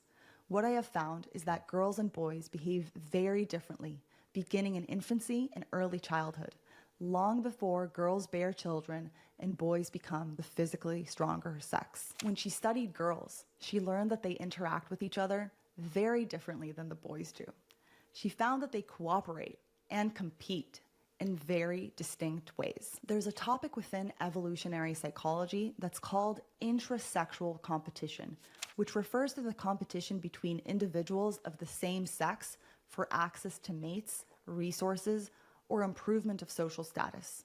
And what this field of research has shown is that males often compete through displays of dominance, strength, or aggressiveness, while females tend to use strategies such as self-promotion, derogation of other women, or indirect aggression. To give you an idea of the subtle relational aggression in action, let's take a look at a study that Dr. Benenson ran on new girls transferring to a new school. Why don't I know you? I'm new. I just moved here from Africa. When a new girl enters a school, existing social groups often perceive her as a threat to their established dynamics. The new girl may face subtle forms of aggression, such as exclusion and gossip, designed to undermine her integration and maintain the status quo. This indirect aggression is a powerful tool that girls use to navigate their social hierarchies without overt confrontation. Girls are adept at using subtle, covert strategies to maintain social bonds while excluding those they see as rivals. By employing these tactics, they can ensure their own social stability while effectively marginalizing the newcomer. This form of aggression is less visible than the overt confrontations more common among boys, but it can be equally damaging. That is so crazy to read and hear.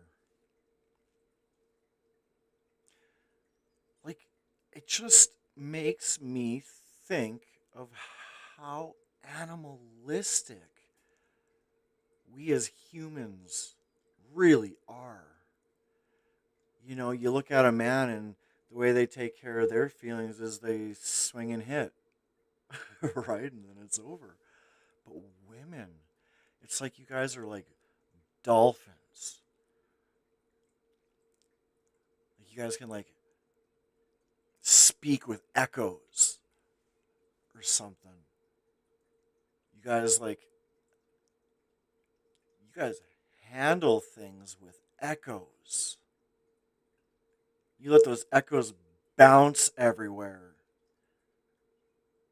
Oh, that is some fucking strategy that I am not. I have no idea how that works.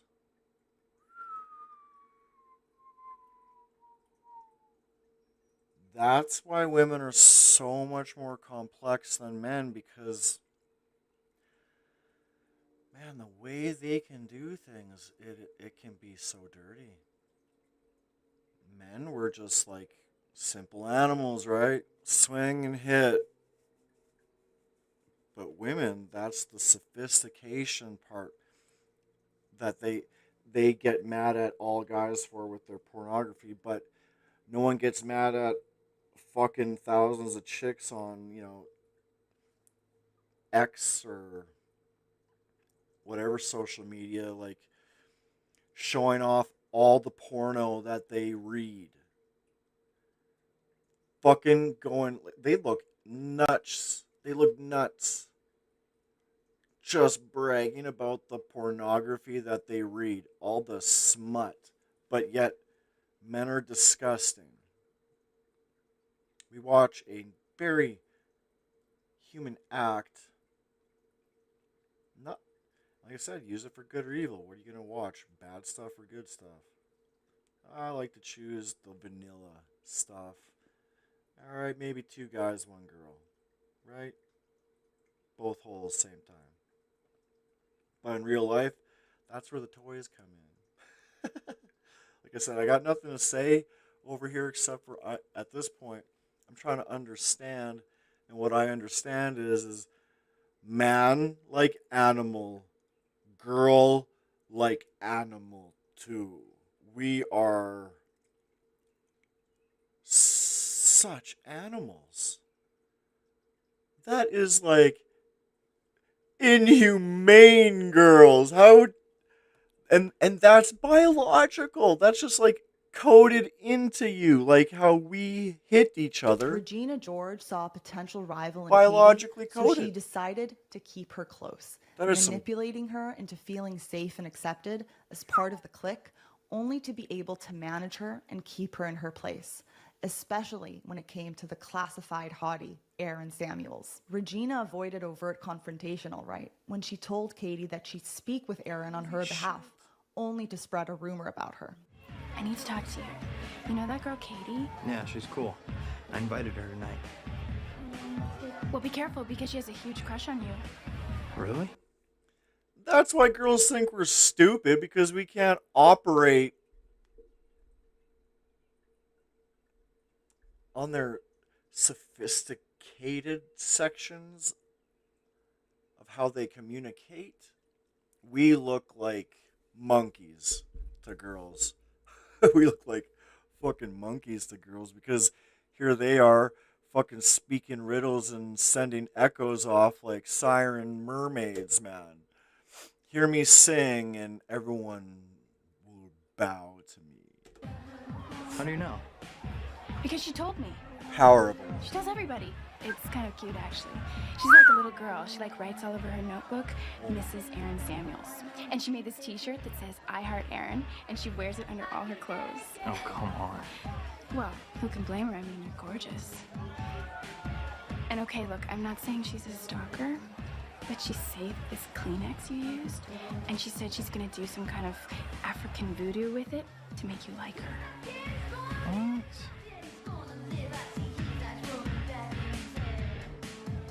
This was it. Regina said she would talk to Aaron for me, and now she was. I know she's kind of socially retarded and weird, but she's my friend, so just promise me you won't make fun of her. Of course I'm not gonna make fun of her. How could Janice hate Regina? She was such a good... slut! What a slut indeed. So we've established that girls can be very aggressive in their own ways. Let's look at the 3 strategies that girls use to compete with one another for status, resources, and boys. Benenson writes, how does a woman compete while minimizing the risk of retaliation? I suggest that women use a few simple strategies. Strategy 1 is that a woman does not ever let anyone else know that she is competing with them. This is an ideal strategy, since if she can disguise her intentions, the risk of retaliation is reduced. She preaches the mantra of equality for all and sincerely believes it. This sincerity allows her to be maximally convincing to other women. Unaware of her own competitive instincts, she tries to get as much as she can for herself, while insisting that everyone else share equally. Strategy 1 is that unexplainable drive that girls and women have to appear nice and polite. They don't want to rock the boat. They want to do what's socially acceptable while smiling big to appear friendly and unthreatening. Now, this is the important point. This isn't because of the patriarchy, even though women love to blame the patriarchy for them not being allowed to take up space. In reality, it's because women have evolved competitive strategies that protect them from physical harm and from the exclusion of other women. Now,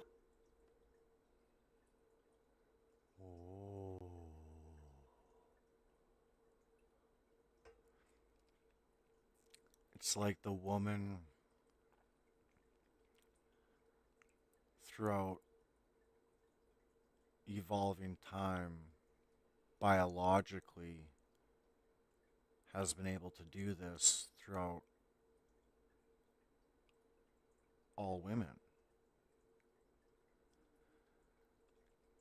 It's like they're getting sick and tired of not having any power because, I guess, let's face it, men are animals, I guess, and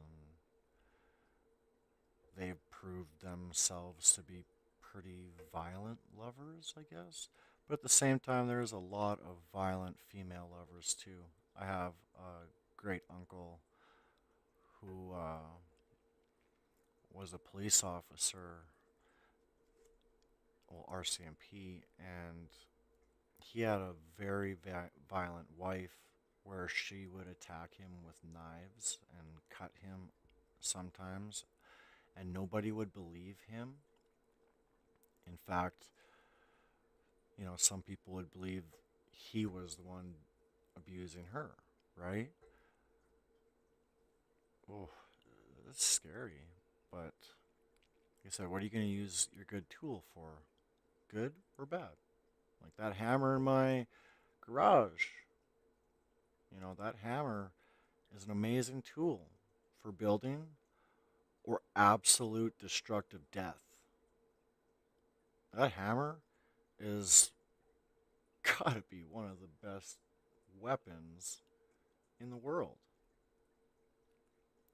You watch some martial arts videos, which I love too, not just dystopian, psychological. It's a lot of martial arts in there too. And there's a lot of martial arts in there that are actually using hammers as their main weapons, and holy. But yeah, I'm just trying to talk as much as I can about like understanding, trying to put myself in those shoes, and I'm learning, so I want to talk out loud what I learn. And I'm learning right here with this right here.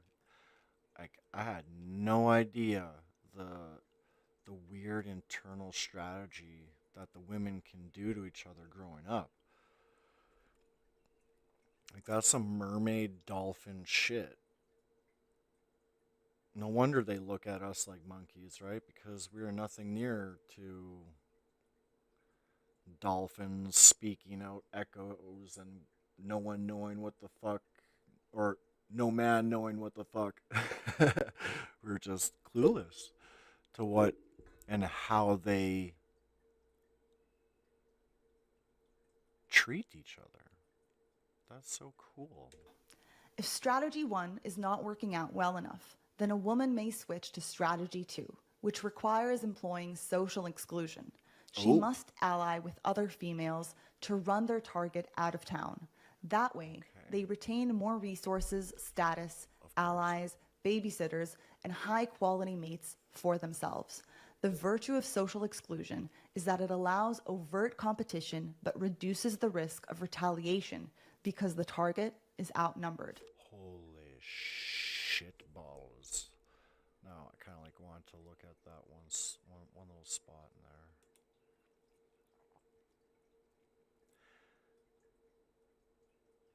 And high quality mates. Not a high quality mate,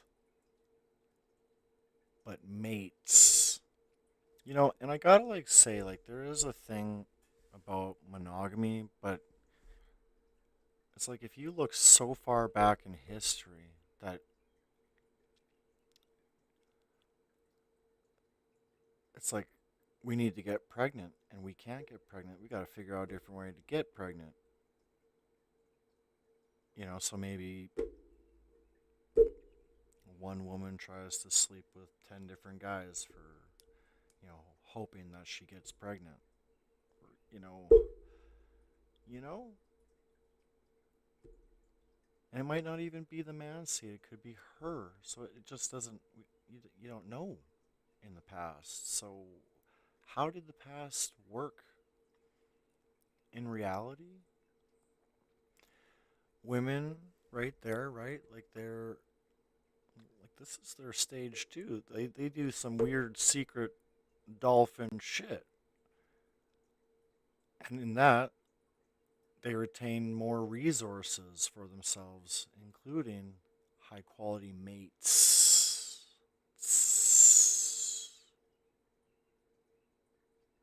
And high quality mates for themselves. The virtue of social.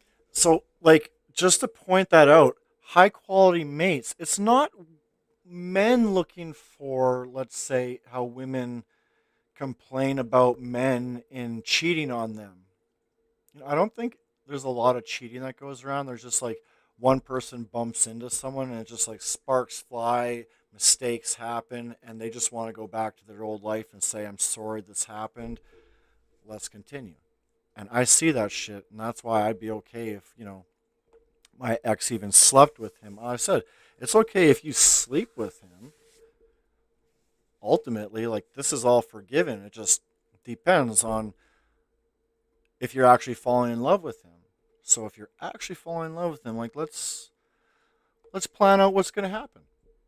I can't even talk like that because she's already going batshit crazy, and I have to leave because she's going to call the cops, and she calls the cops anyway, right? So that's just crazy. It's not just men that are trying to get their lineage out there. Like I won't give a woman my seed in the past. This is how I've always been.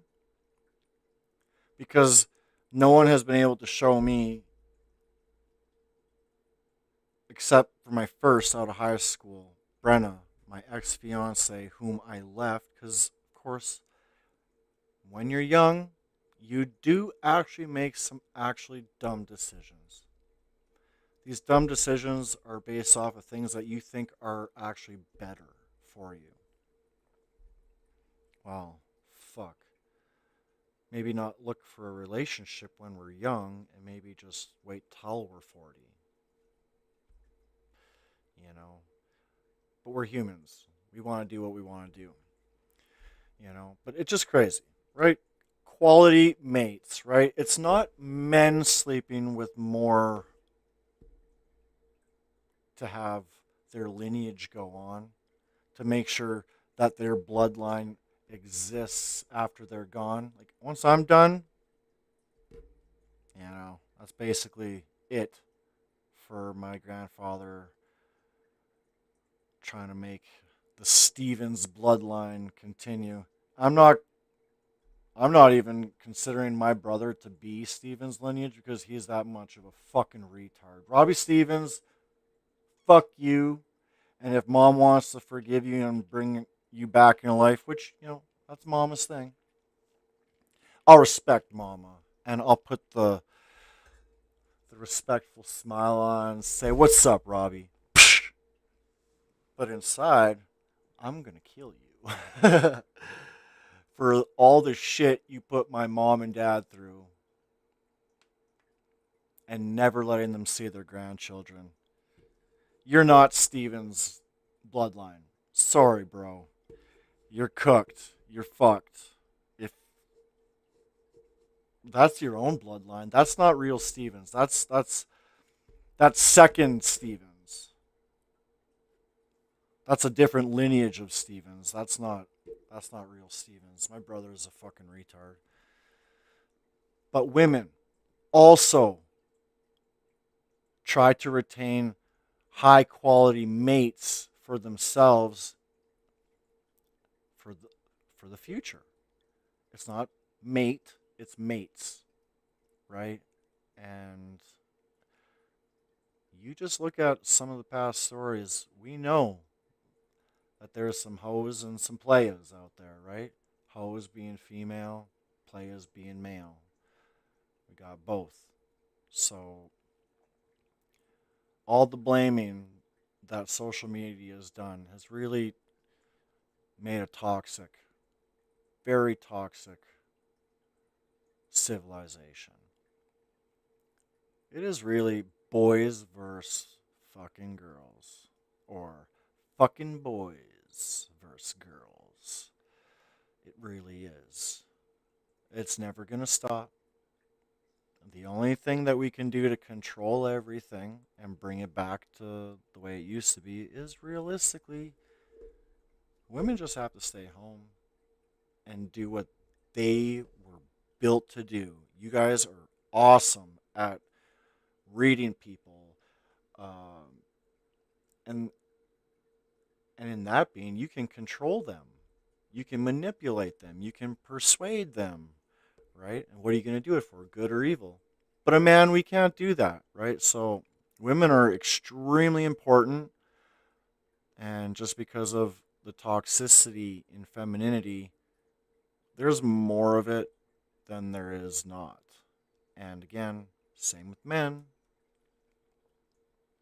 Everything happens, and it's going to be carried on forever. And like I said, it won't stop. We're going to keep trying to figure out ways to live around it, because we will never put women back before World War II again. That world does not exist. We actually have evolved, but that's the only way I can see actual balance through the entire world is women do their thing, men do their thing. Just go back to the way it used to be. Men visit the brothels, and ladies find those high quality mates to come visit you during the day when the man is gone. Exclusion is that it allows overt competition but reduces the risk of retaliation because the target is outnumbered. This is the nature of the clique. The plastics organize themselves in a tight-knit group of 3 because that aligns in friendship. She gives describes them as the social plastics. Power. Any one of these girls alone would be devoured by girl world if they were on their own. But the fact they're in the plastics makes them untouchable. And Regina knows this. And as the more socially manipulative of the bunch, she can lord it over Gretchen and Karen, and that way control them. Like Cinderella's evil stepsisters, who use their alliance with one another to gang up on Cinderella and make sure to exclude her from the ball where she could steal their prince. Should strategy 2 fail, the final fallback is strategy 3, which is reserved for emergencies. It entails a direct hit on a competitor, a physical or verbal assault. If a woman must use strategy 3, she has failed. She is no longer nice. She is mean. No one likes mean girls or women. She will be abandoned by former allies. Not only that, but she risks retaliation from her target. She endangers herself and her children's immediate survival. Wow. This is what all females, it feels like. I'm sorry. Not all. Fucking, I got to use words better sometimes, right? The ones that I have come to know, except for the one that I've known for 10 years, she's awesome.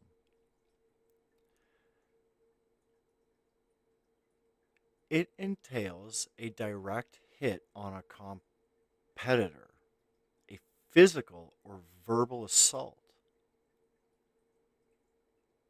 Now, of course she fails because the first 2 steps of strategy are to be sneaky in her ways like Dolphin,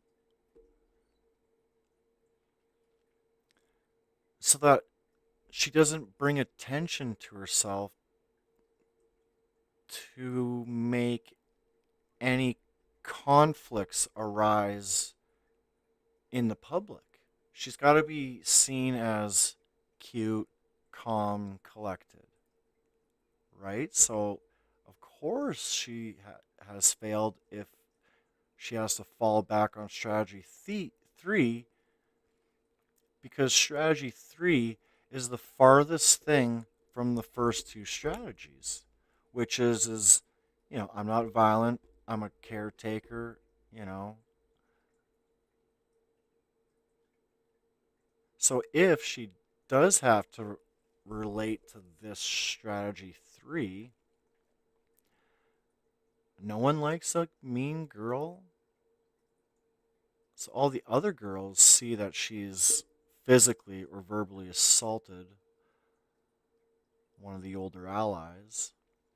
And now all the allies she thought she had are now abandoning her because that's not how chicks handle things.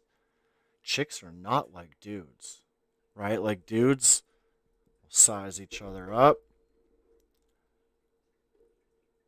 and go from there. One hits the other in the end, who cares? That's the way guys do it, but not girls. So if a girl does have to relate to strategy 3, then in the rest of the population of females that surround her as allies, the trust is gone. They are a very complex creature, aren't they? Survival. That's so amazing. girl! You're a bitch! One thing Benenson observed is that women do not tolerate it when other women are competing or excelling openly. In general, women do not tolerate tall poppies, and they punish women who allow themselves to shine. Unlike boys and men, girls and women replied that they thought their closest friends would think poorly of them if they became more successful than their friends. They also added that any greater achievement by one friend might destroy the friendship. Even businesswomen know that they must present themselves as dead even to their female coworkers, or else risk the end of the friendship. Yeah, this is unlike being a guy.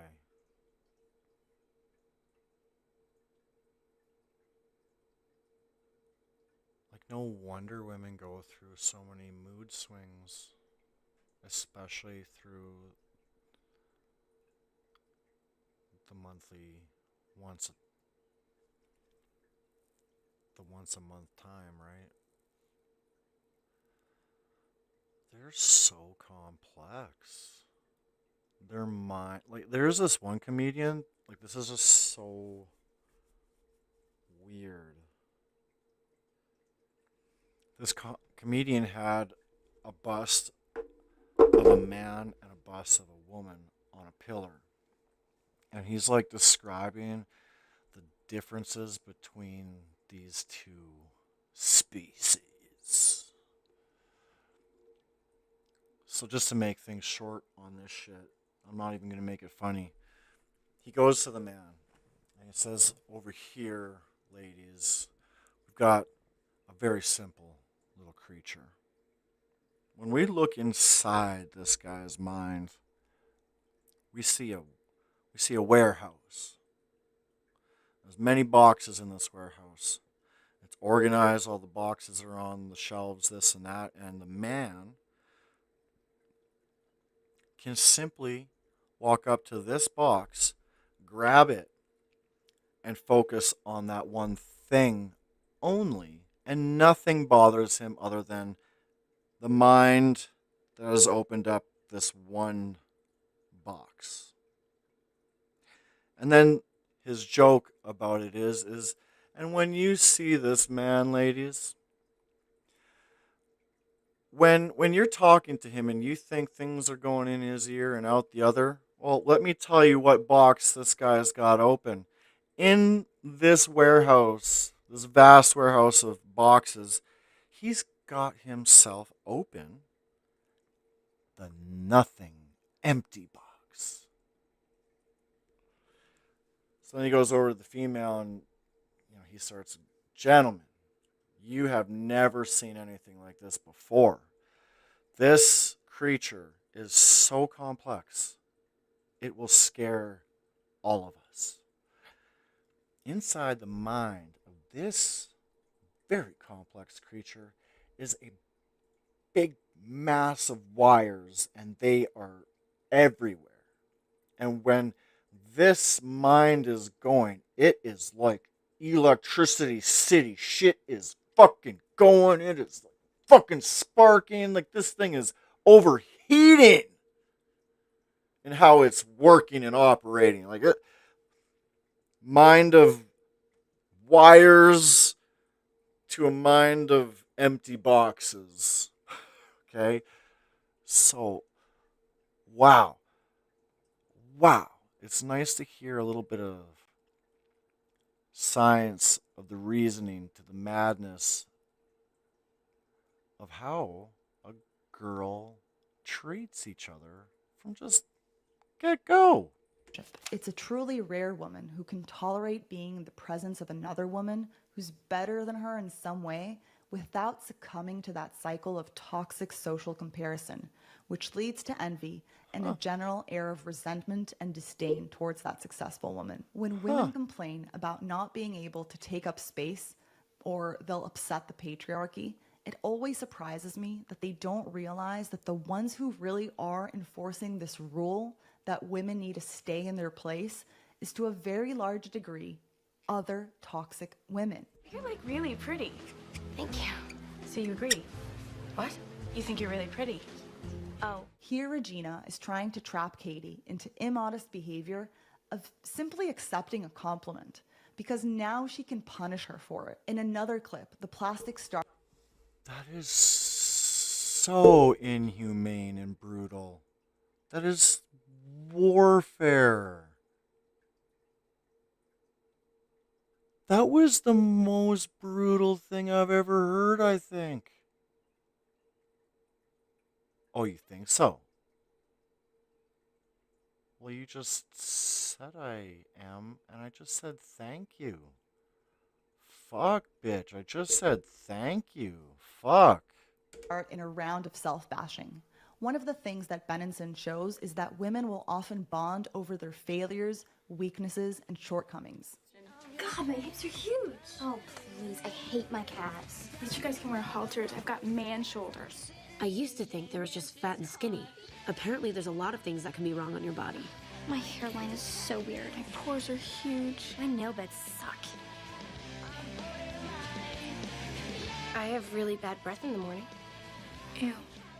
To reduce any threats to one another, girls and women focus on mutual vulnerabilities.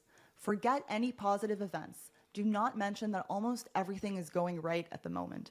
Find that one event that has a negative undertone and play it for all it's worth. This forms the glue of females' relationships.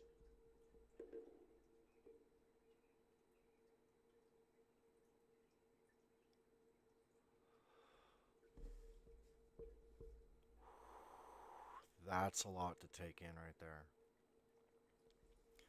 To reduce any threats to one another, girls and women focus on mutual vulnerabilities.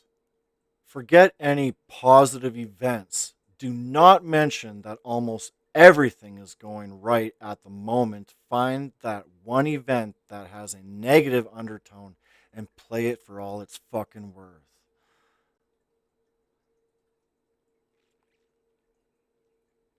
To me, that sounds like a definition of narcissism.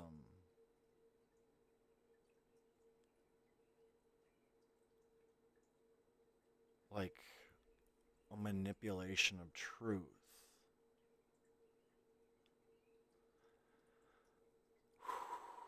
You get the whole world to feel bad for you.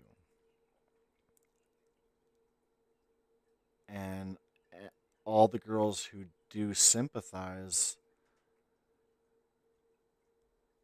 there's where the glue relationship happens. Through pain comes trust of each other. But if you do not express the same flaws that the collective female group is expressing about themselves, you look like an outsider. These girls are complaining about very specific parts of their body to look smooth and soft. And she just says something gross, sort of. And they just like down look upon her. So she hasn't created that glue that will absolutely stick yet in that little clip. She didn't apply the glue in the correct manner. Like I said, everything I'm talking about right now is like me learning. I'm trying to listen, but this is very interesting. It is very interesting. When Katie doesn't also show that she hates some part of her physical appearance, the Like I other said. girls turn to her, waiting for her to join in the trust-building feminine ritual. That's what I just said. She didn't like point out like the girls were like, "Oh, my calves are so big. Please, girl, I got shoulders that look so manly. And my pores are so open." And blah blah blah. And she just goes out, "My nail beds suck and I got bad breath. Ew, girl. Fuck. You think you're perfect? You're just nasty, bitch." Ooh. Ritual of self-deprecation. Benenson continues, "It takes two highly confident women to avoid this kind of mutually supportive and ultimately destructive interaction. That means it's possible to break the cycle and to actually celebrate our female friends. But it takes a degree of, one, awareness, and two, a stable sense of self-worth. Another way girls build trust with one another and maintain the social order is through gossiping. By engaging in this mutual denigration of other girls, girls solidify their bond and loyalty to one another while keeping other girls in their place. The Burn Book was a genius depiction of this feminine tendency." Check it out, Katie. It's our burn book. He's almost too gay to function. Now, how does this relational aggression style translate in our modern world? One way is through cyberbullying. Jonathan Haidt is one of the social psychologists that has highlighted the destructive nature of cyberbullying. Girls are more likely to engage and experience cyberbullying. Girls are more likely to develop anxiety, depression, and suicidal thoughts from cyberbullying. The relational aggression tactics of girls translate well into cyberbullying, such as social exclusion, rumor spreading, and public humiliation. Yeah. Yeah. I am also one of these people here, sort of. Although I'm not really cyberbullying as much as I am reacting out of anger towards Asmongold. This is me doing the social exclusion, the rumor spreading, and the public humiliation, because I straight out called that guy a cuck, cunt, motherfucking cracker. And I made it must have been like a 45-minute video of me bitching about Asmongold and how it only took me 5 minutes to click unsubscribe from that motherfucker that I've been following for years. So, I guess, look at me. You know, my birthday is September 17th. I am a Virgo. I think there's more woman feelings in this guy than anything. Because, man, I went right to the social exclusion, rumor spreading, and public humiliation on his shit. The amplified, public, and permanent nature of social media platforms intensifies the devastating effects of bullying tactics like these. The anonymity allows girls who are usually somewhat inhibited by fear of retaliation to behave in even more aggressive and toxic ways without any fear for the consequences. In his new book, The Anxious Generation, I know I can sit here and call someone a motherfucker all day. The only thing I cannot do is like literally say, I'm going to kill you, right? And one, that's the farthest thing from my mind. I don't want to fight, even though I'm a guy who does like a respectful fight, right? Like I said, growing up, I was in karate jiu-jitsu. I wanted to fight, but in class, in the tournaments. And it was fun kicking the hockey players' asses throughout the years of elementary school. It really was.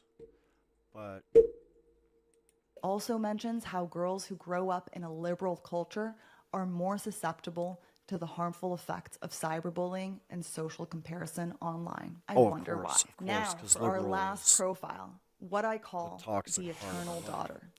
This is the the last woman part who of remains this childlike, video. vulnerable, Finally, right? independent. She I make things so much longer than they have to.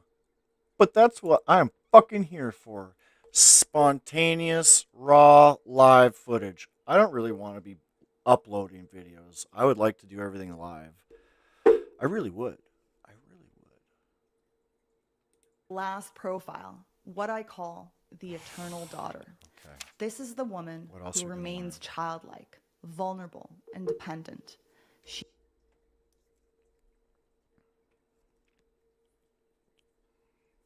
Ex-wife. Last girlfriend. It's like the first two, and then the last one makes up the majority of the women I've ever met. And the third one seems pretty rare in a woman. But it expresses the three stages of how they treat each other. That was intense to go through this third part. Like the third part is looking into how they operate through the 1, 2, and 4. She uses her girlish charms to manipulate others and have things done for her. It is the girl who And I guess that's what we have come to, like, give a title of a gold digger, I guess. Just trying to think if that could be, like, wrong. But no, that is the pure definition of gold digger, is it not? Right? Like, look at me, you gotta take care of me. I don't have to do anything. And anything I say, I don't have to have any repercussions for. who resists growing up. She is agreeable and obedient by nature and expects others to protect her. It's because women really just want to be rescued. There's an element of truth to what Charlotte is saying. Women are indeed just the wanna more say. physically vulnerable sex, and during pregnancy, childbirth, and breastfeeding, we are quite dependent on others for help. From a young age, girls learn to rely on others and ask for help, way more so than boys. This instinct That's why about a week ago, or probably a couple weeks ago, when this trailer trash shit started harassing my elderly parents. And then mom sends me a video a couple days ago. The only thing that is a mother's job is to worry.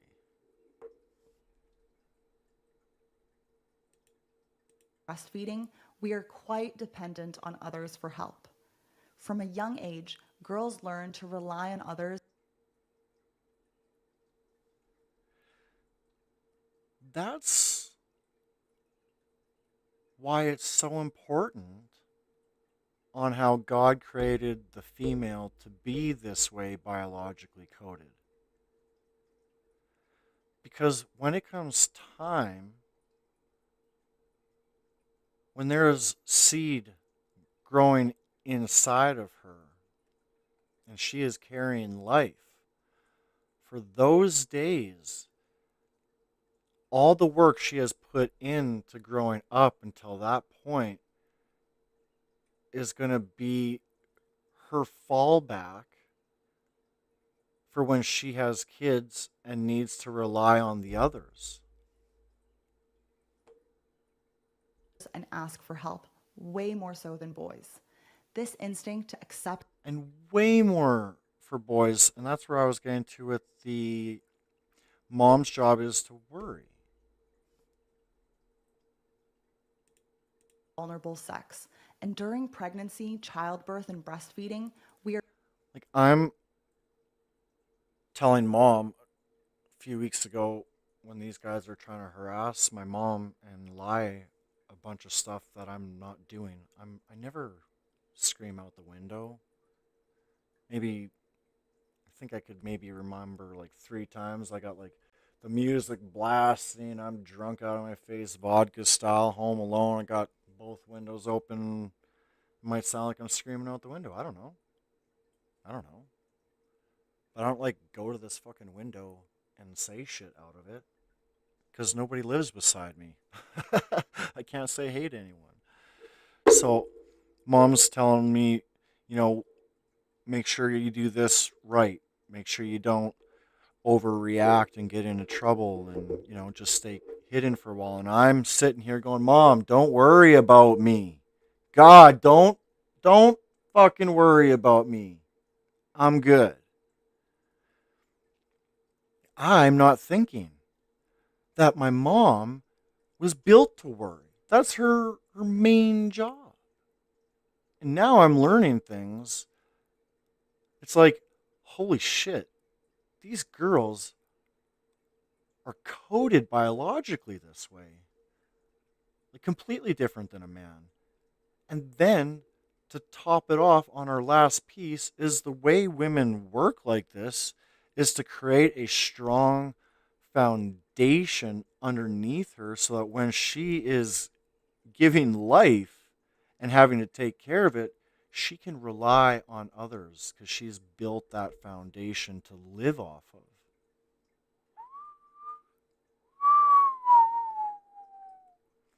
You'll see right now why women will always have their clique and men are alone. We're quite dependent on others for help. Wow. From a young age, girls learn to rely on others and ask for help, way more so than boys. This instinct to accept help from others can be a good thing. There's an old joke that it took the Jews 40 years to pass the Sinai Desert and reach the Promised Land because Moses refused to stop and ask for directions. Men don't like admitting weakness or asking for help. Girls, on the other hand, from an early age are more likely to ask for help, instructions, or permission from a grown-up or authority figure than boys are. The problem happens when girls develop. That might be another girly part of me then. But there's a lot of me that always takes care of it myself. But when there is something I actually need help with, I will reach out. I will. It's very rare, but in the rare occasions, that would be the woman side of me. Oh man, it's been so rare. I don't even remember a story to like give you an example of me asking someone for help. Shit. I'm like always doing it by myself. Anything construction, anything repair, doesn't matter how heavy it is, I'm going to sit there and do it by myself. Even when I got my quad stuck, I knew I was alone. I can't get my 80-year-old dad out in the swamp, nipples deep, trying to get a quad out. No, and I got no friends.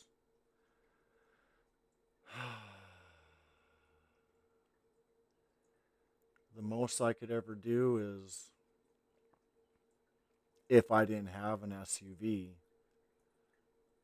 and if that's what it got to, I would have to go grab my SUV and tow it out of the swamp because the quad also has a winch on it, so I could use some of the line of the winch and a tow rope to attach to it, and I would have done that by myself. I've got no one to ask for help from. My parents are too old now. even my dad's neighbor, he's getting too old. The good neighbor. The one who, like, I bought this house off of.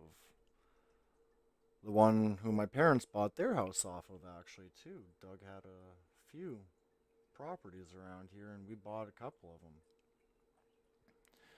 He's a good guy, but he's getting old himself. So it's like, if I actually needed a helping hand, the only thing I could ever ask anybody in this town from, because I don't know anyone, even after I've been here for 10 years, and there's only like 10 houses here, except for the people who surround me that are actually super toxic. I might be actually creating a slow relationship with my most insane neighbor that I've had the most trouble with.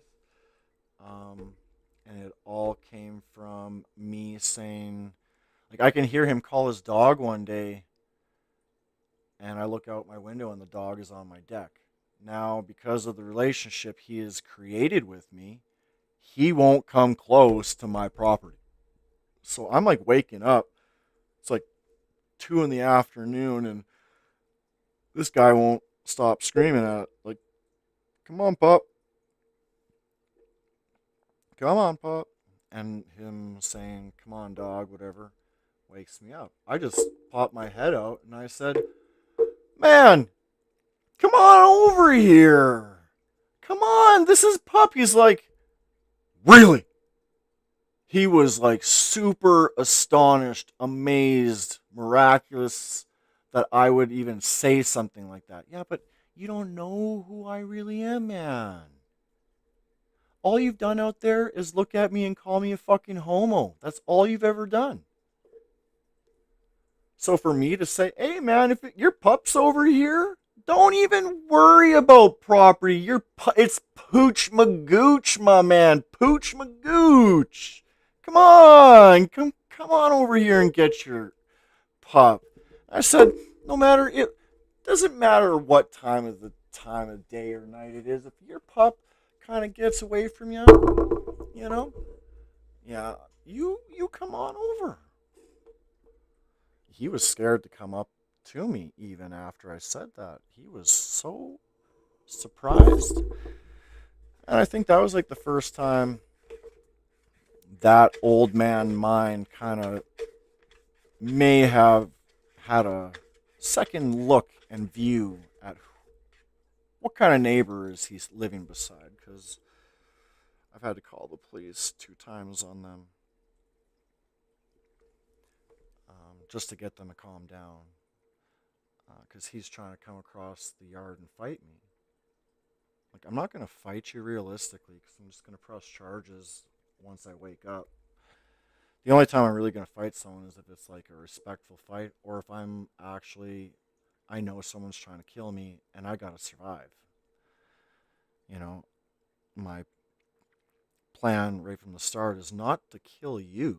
It's just, I just want to push you off or disable you enough so that I can get away and live my life and you can live your life. Hopefully you change. You know, I pray for that, but you know, it is what it is. I'll shut up again. Develop a dependence on others to such an extent that they are no longer in touch with their internal compass, opinions, or their own personality. They conform to whatever social setting they are in and look to others to initiate and lead the way. They dumb themselves down in order to avoid conflict with others and also to elicit care from others. Such women are often high in agreeableness and are so afraid of rocking the boat with their own opinions that they learn to systematically repress their own thoughts, ideas, and desires. This makes them, excuse the phrase, airheads, because they are afraid of developing a sense of self. And one of the biggest problems is they become the most susceptible to groupthink and epidemics of social contagion. And the more left-leaning and kumbaya the ideas and sentiments, the better. Such women are often unconscious as to how much they are ignorant of the outside world. These are girls who are afraid of the world and the responsibility of adulthood. and eventually the responsibility of motherhood. Several studies showed that girls who suffer from anorexia are often motivated by a deep-seated fear of adulthood and the responsibilities it entails. These girls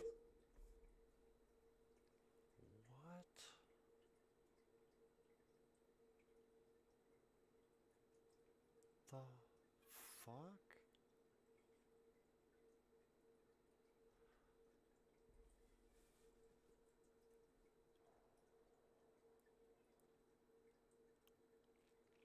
So a lot of their internal struggles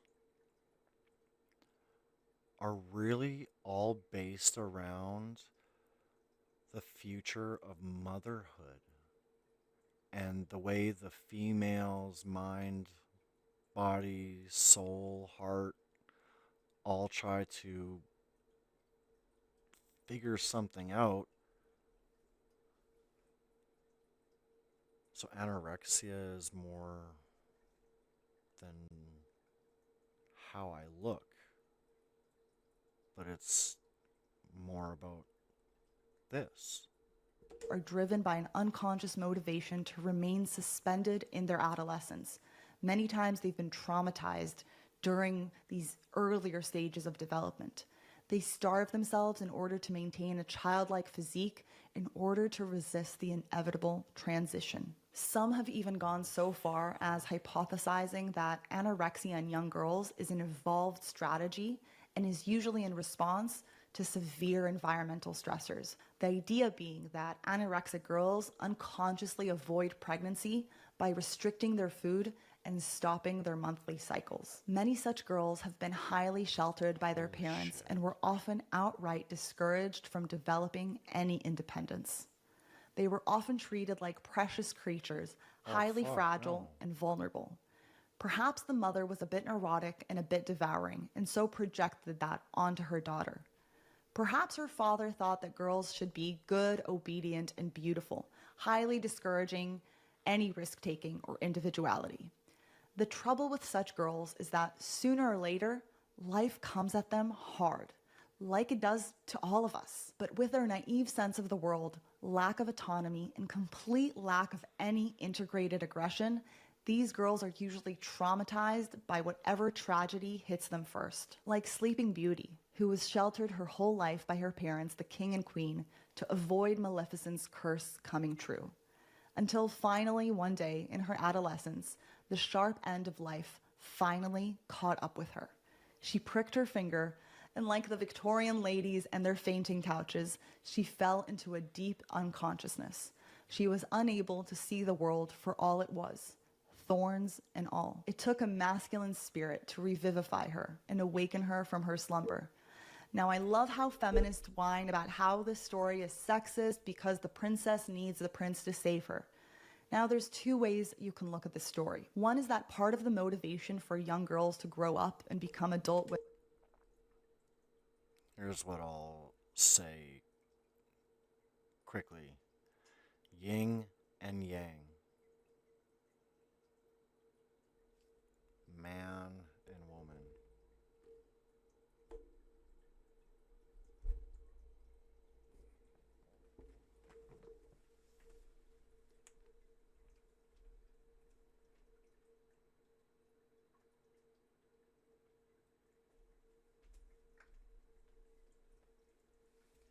This is a perfect balance. Okay.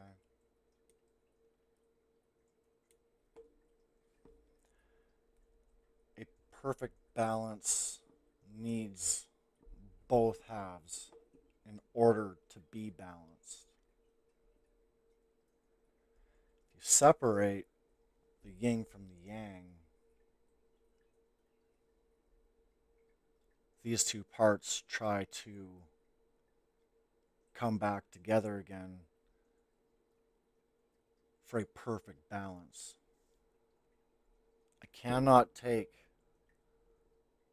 two yings and put two yings together and have everything balanced. Too much yin,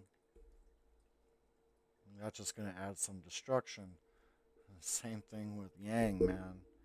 You can't put two yang together because there's no perfect balance of yin and yang.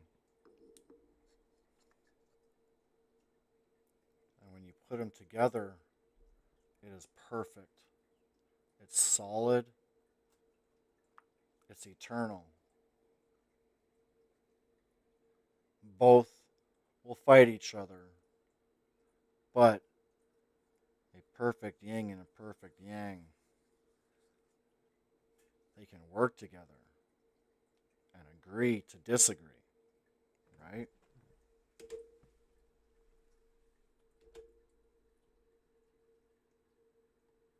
Women is precisely because they are romantically interested in boys. The boys offer the motivation, but it's the girl who grows up and becomes everything she's meant to be. The other way to look at the story is that the masculine spirit is within her own psyche. It is precisely that independence and drive towards consciousness, growth, and development that is symbolized by the masculine spirit in fairy tales and mythology. But it is in service here of her becoming a fully grown woman, not a second-rate male. A classic story from Greek mythology that describes the nature of this type beautifully is that of Persephone. In her book, Goddesses in Every Woman, Dr. Jean Shinoda Bolin goes through the Olympian goddesses and explains the human instincts and personality patterns that they represent. The story of Persephone goes like this. Persephone, the daughter of Demeter, the goddess of the harvest, was abducted by Hades, the god of the underworld, to be his queen. Persephone, who is the goddess of spring and the queen of the underworld later on, was missed deeply by her mother Demeter, causing the earth to become barren. After much groveling to Zeus, Demeter was able to strike a deal where Persephone would spend part of the year with Hades in the underworld, leading to fall and winter, and part with Demeter, bringing about spring and summer. Bolin writes, Persephone types often start their lives in a state of dependency, reflecting the archetype of the maiden. This dependency can manifest as a need for approval, guidance, and support from stronger figures in their lives, such as parents, partners, or mentors. These women may initially appear passive and compliant, easily influenced by those around them. These are the girls who are tied to the mother and remain eternally in a state of adolescence. Because they remain in the maiden stage of development, they become quite preoccupied with their appearance. The darker truth of this type is that the more dependent, naive, and vulnerable a girl is, the more likely she is to become post-traumatic. Studies have shown that women who are higher in trait agreeableness and experience adverse effects in childhood were more likely to become post-traumatic than those with lower agreeableness. The myth of Persephone moving between the underworld and earth symbolizes the changing seasons, but it also represents a deeper truth about female psychology. Bolin writes, Persephone's descent into the underworld can be seen as a metaphor for the depressive episodes that many women experience. These periods of depression, much like Persephone's time in the underworld, are times of darkness and introspection. During these phases, women may feel isolated, detached, and overwhelmed by a sense of hopelessness. These episodes also hold the potential for profound transformation and self-discovery. As Persephone returns to the earth, bringing spring and renewal, so too can women emerge from depression with a deeper understanding of themselves and their inner strength. This cyclical process of descent and return reflects the natural rhythms of a woman's emotional and psychological life. We need a representation of the negative feminine in our culture. Now, another important reason for understanding toxic femininity is that if we don't have a representation of the negative feminine, it is much more difficult to integrate the darker aspects of the feminine shadow, if you will, because the culture leaves no room for them at all. And in a puritanical frenzy, we repress those unacceptable parts of her femininity. Jung writes, in Christianity, the figure of the Virgin Mary embodies the positive aspects of the feminine, such as purity, nurturing, and compassion. However, this idealization leaves no room for the integration of the negative aspects of the feminine, which are equally important for the psychic balance. The absence of figures representing the dark side of the feminine, such as Lilith or the witch archetype, results in a one-sided portrayal that neglects the wholeness of the feminine psyche. This lack of a negative representation leads to the repression of the darker aspects of the feminine, which can manifest in the form of neuroses or projective identification of evil unto others. The integration of both the positive and negative aspects of the feminine is essential for a complete and healthy psychic development. Without this balance, the feminine remains split, and the individual, as well as the culture, suffers from an incomplete understanding of femininity. Now, let me be clear. Representation doesn't mean worship. I don't mean we should worship Lilith or, evil, toxic, feminine queen types. The fact that we need a clear, definable, collective representation of the negative feminine does not mean that we should worship these archetypes. The earnest worship of the Virgin Mary was a pillar of Western civilization. But we do need a story or two to make sure we don't forget about the witch living in the forest. The negative feminine is our shadow and needs to be integrated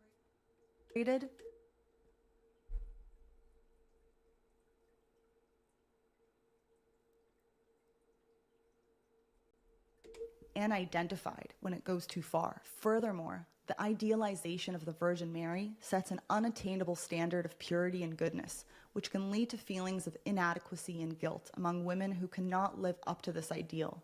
The shadow aspects of the feminine, such as aggression, sexuality, and independence, are often suppressed or demonized, leading to a fragmented sense of self. By acknowledging and embracing the full spectrum of feminine qualities, both light and dark, individuals can achieve a more integrated and authentic identity. This process of integration is crucial for personal growth and the development of a more nuanced and realistic view of femininity within the cultural and religious context. No one is perfect. For each strength we possess, we contain also the corresponding weakness, and we must be aware of the light side of our personality and the shadow side. And we need a little bit of the shadow. It's what keeps you honest, brave, tough, and most importantly, you. And on a if if there is no shadow to look at, then there's no way in the world for you to know that that's not the kind of person you want to become. We need the shadow to safeguard us, to stay in the light. Personal and cultural level, Man or we woman. need to be aware of the positive and the negative sides of femininity in order to grow into more well-rounded, whole individuals, and in order to heal and balance the culture in such a way that allows for all women to flourish and evolve. Now, it's crucial to move beyond theoretical discussions and bring these concepts into our daily lives. Yeah. Understanding toxic. That's the whole point of me doing any kind of stream. It's like the only way change happens is if we sit down and we talk about it. Let the debate go on for 3 days. You can scream at each other through debate.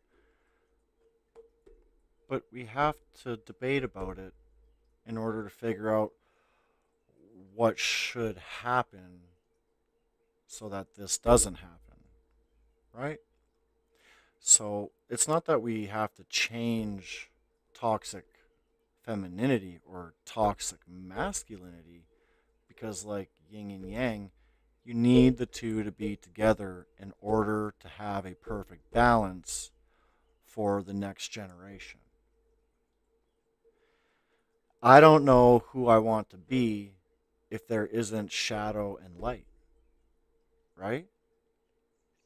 If I don't like that shadow, I don't have to be there. I don't have to be there, right?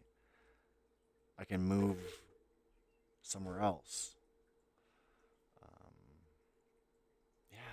This is a good episode. Femininity in an abstract sense is valuable, but recognizing and addressing it within ourselves is where real transformation happens. One key indicator of toxic femininity is where we hold resentment.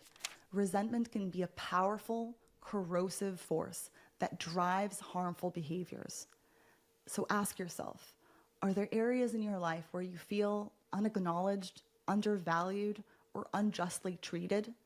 Identifying these pockets of resentment can help you understand where toxic patterns may be emerging. Self-reflection is essential. Ask yourself. It's like, don't have to tell this guy about self-reflection. That's all I fucking do. Right? Like, I made a episode of girls versus fucking girls. I mean, boys versus fucking girls. And like I said to a few people, you want to watch some of my stuff, it's going to be a little toxic at times. So a few days are going by, and that's all I can think about is God, I know I sounded toxic. That definitely wasn't a me, considering I never put down a whole group. It's always going to be 1, 2, or 3, not the entire world that do this or that, right? So I'm thinking like, fuck.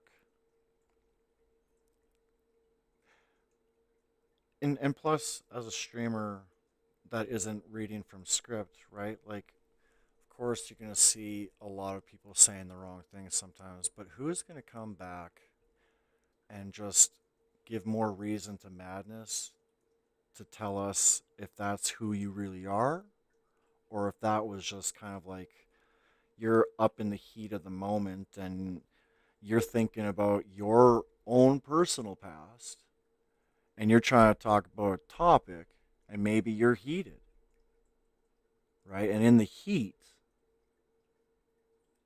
everyone can say the wrong thing, but I never really want to put myself in that position, right? So I myself am always self-reflecting on everything. Like, even to my best friend Ruby, I'll say things through a stream, but then I'll think like, God, I know you are a little overweight. You know, I need you to know that I still think you're a beautiful girl. You are a beautiful girl. Overweight or underweight. It's the way you are, you know? So I need to like reach out to her, you know, shortly after I make a couple episodes. You know, I'm all learning too right now, right? I don't know what I can and can't say and this and that. You know, of course I'm going to come out a little toxic. You know, everyone loves a little toxicity online. You know, I myself like some people being toxic. But at the same time, I want to be able to hear them instead of listening to them yell. I've always had a loud voice, so how do I make my stream? How do I be me without being too loud? You know? So, how do I be me and say what I truly believe without hurting anyone ultimately? You know? In the end, I sure hope that all of us can think that, you know, it's only me that have created this problem in my life, realistically. You know? Shut up, Mickey. What are my true motives and intentions in my interactions with others? Are my actions guided by a genuine desire to connect and support, or am I acting out of a need to control, manipulate, or retaliate? Being honest with yourself about your underlying intentions can help you course correct. Consider the impact of your behavior on those around you. Ask yourself this: am I a positive influence in my relationships, or do I contribute to negativity and conflict? Reflect on your interactions with friends, family, and colleagues. Are you fostering an environment of support and growth, or are you sowing seeds of discord and distrust? Lastly, evaluate your connection with your inner compass, your true self. Ask yourself this: how in touch am I with my core values and authentic identity? Do I conform to external expectations believe at the she's ending expense of off my with true this. This is desires and beliefs? gold. Strengthening this connection can help you align your actions with your authentic self, reducing the likelihood of toxic behavior. Understanding and addressing toxic femininity within ourselves is a challenging but necessary journey. By I'm thinking about exploring our myself, resentments, toxic being masculinity. honest about our motives, assessing our influence on others, and staying connected with our true selves, we can transform our behavior and contribute positively to our relationships and to our society. This process of self-awareness and growth is essential for our personal and collective well-being. And if we truly want to be able to spot these toxic behaviors in others, we need to first learn how to be aware of them in ourselves. Do let me know in the comments which archetype was most eye-opening or most familiar to you. I absolutely love hearing. Well, if she sees me do the reaction, she definitely knows what I'm thinking, right? This was, man, Roni Fouks. Human Nature by Roni Fouks. Subscribe and like. Now here's something funny. Before I started like really watching streamers, the only thing I ever used YouTube for was I would be researching through Google or whatnot, a repair. And then it would lead me to a YouTube video on how they did this fixer upper.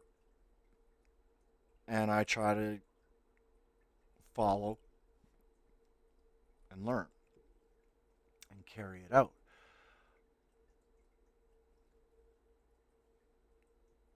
But now,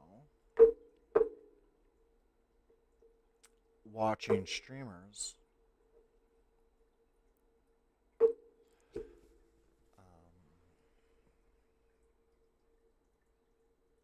what was I going to say? Fuck. You know you can call me a retard sometimes.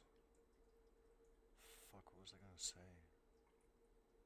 I start thinking about something too far ahead, and then I forget what I'm about to say. Wear your helmets, everyone. Biking or skateboarding. You know, if you're drunk, make sure you don't forget your helmet. You don't want to have brain damage farts like me. I bet you if I can rewind on what I just said, I could tell you. Who the fuck cares? Shit. I just about had it. I don't give a fuck now. The episode was very long, and you had to hear me talk about a bunch of shit down the rabbit holes. I'm going to stop forgetting. I'm going to stop trying to remember and just see you guys. Hopefully you found Roni Fouks' Human Nature episode on toxic femininity as interesting and eye-opening as I did. I learned more of women and how they operate through and through. Not 100%, but we sat down with Roni and we started talking about some of the toxicity, and so we can know which shadows are toxic, and we can make up that decision if that's how I want to be or not. You know what I mean? All right, you guys. God bless you. And come back for more toxicity in the future. Oh, that's what I was going to say. I'll say it quick. Liking and subscribing when I was watching a bunch of how-to videos compared to watching streamers. I was always scared for some reason to press subscribe. Now, I would like, but I would never press subscribe. Um, I always thought subscribe would weirdly mean, as soon as I press subscribe, takes me, I say, okay, $2 a month, $5 a month, $10 a month, subscribe. I've never pressed on subscribe until a couple years ago when I started watching streamers. Subscribing is not paying for a subscription to each and every single person you see on YouTube, okay? I just had to say that because my mother said that the other day too. She's like, if I press subscribe on you, does that mean I have to pay every month to watch you? I was like, no. I started laughing. I said, I thought exactly that years ago. All I ever did was press like. So, anybody out there who watches YouTube and got this far to the end of my episode here, you gotta think and test it out. Press subscribe on anything that you liked. Okay? Because when you press subscribe, it means that whatever's going to come up in your YouTube home feeds, that's going to be more of the stuff that you like. Right? Okay, so subscribe means what do you want to see more of in the future, right? And I always say, love me or hate me, subscribe and like, right? Because it's the subscription and the likes or the dislikes that really get an algorithm moving inside the system. Who cares how the algorithm works? But I just wanted to bring to light that subscribe. Everyone's saying hit like and subscribe when you're a YouTube streamer. And only they really know what the like and subscribe is. But for anyone who actually just, like my mother, she's elderly, right? Like even for me. For some reason, I just ignored subscribe. I'm not going to subscribe. If I need to find a video, I'll search it. Yeah, but pressing subscribe sure helps a lot. I'm not joking. You press subscribe on Human Nature by Roni Fouks, and you're going to see more of her stuff instead of listening to me talk about it, right? I just want to sit down and talk about it, right? Because even I am confused to the whole female ways, right? And I get upset about it. Well, I don't really understand how they operate internally, right? I don't know how they're working by code. It's completely opposite to me. So, how could I, when I do a little self-reflection, how could I change the future of me when I am in the situation of toxic femininity, right? I kind of know how it becomes toxic through a little bit of her teaching me quite a bit here. And thanks for writing a script, Ronnie. You were an amazing script reader. That was awesome. Really, that was a gold video. Gold because so much education to how I never knew the female operated in that massive wires, that massive ball of wires compared to my dark, quiet, lonely warehouse of boxes. There's a million things at once that is trickling through the female mind. And this is all a long-term strategic move so that when she produces life, she has people to rely on to help. Oh, just mad craziness how biology is coded. A lot's of shame to men, a lot's of shame to women, but without the yin and the yang, there's no perfect balance. And only because of social media, there's a lot of complaining, right? We all like to complain. That's human nature. Who doesn't like to complain? Every streamer is going to complain about something somewhere. Every person going to work is going to complain about something somewhere. It's just human nature, right? There's going to be man nature that women don't understand, and there's going to be so much women nature that men just don't understand. But God, let's talk more about both of our natures so that both of our sexes can really understand each other so that we can get back to normal the way it used to be before World War II without taking away anyone's rights or giving another section more and this and trying to, we can do this. And it all is going to start with us sitting down, talking about it, spreading it through the internet, and sharing it together. If I can know how women are and how they operate, the better I could possibly deal with it so that they don't call the police or whatever. You know what I'm saying?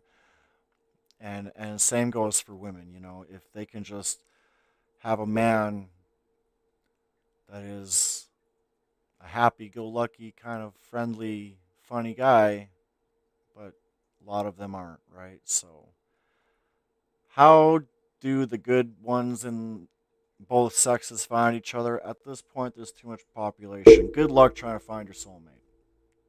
That's enough for this episode. I love you all. I'm out. Take care. I might be on later. I always say that. Who the fuck knows with me? This is pure spontaneous live. I'm really trying not to upload stuff unless, I go out of the house. And it's got to happen. So I got to upload. And unfortunately, motherfucking shit did not work the last 2 times.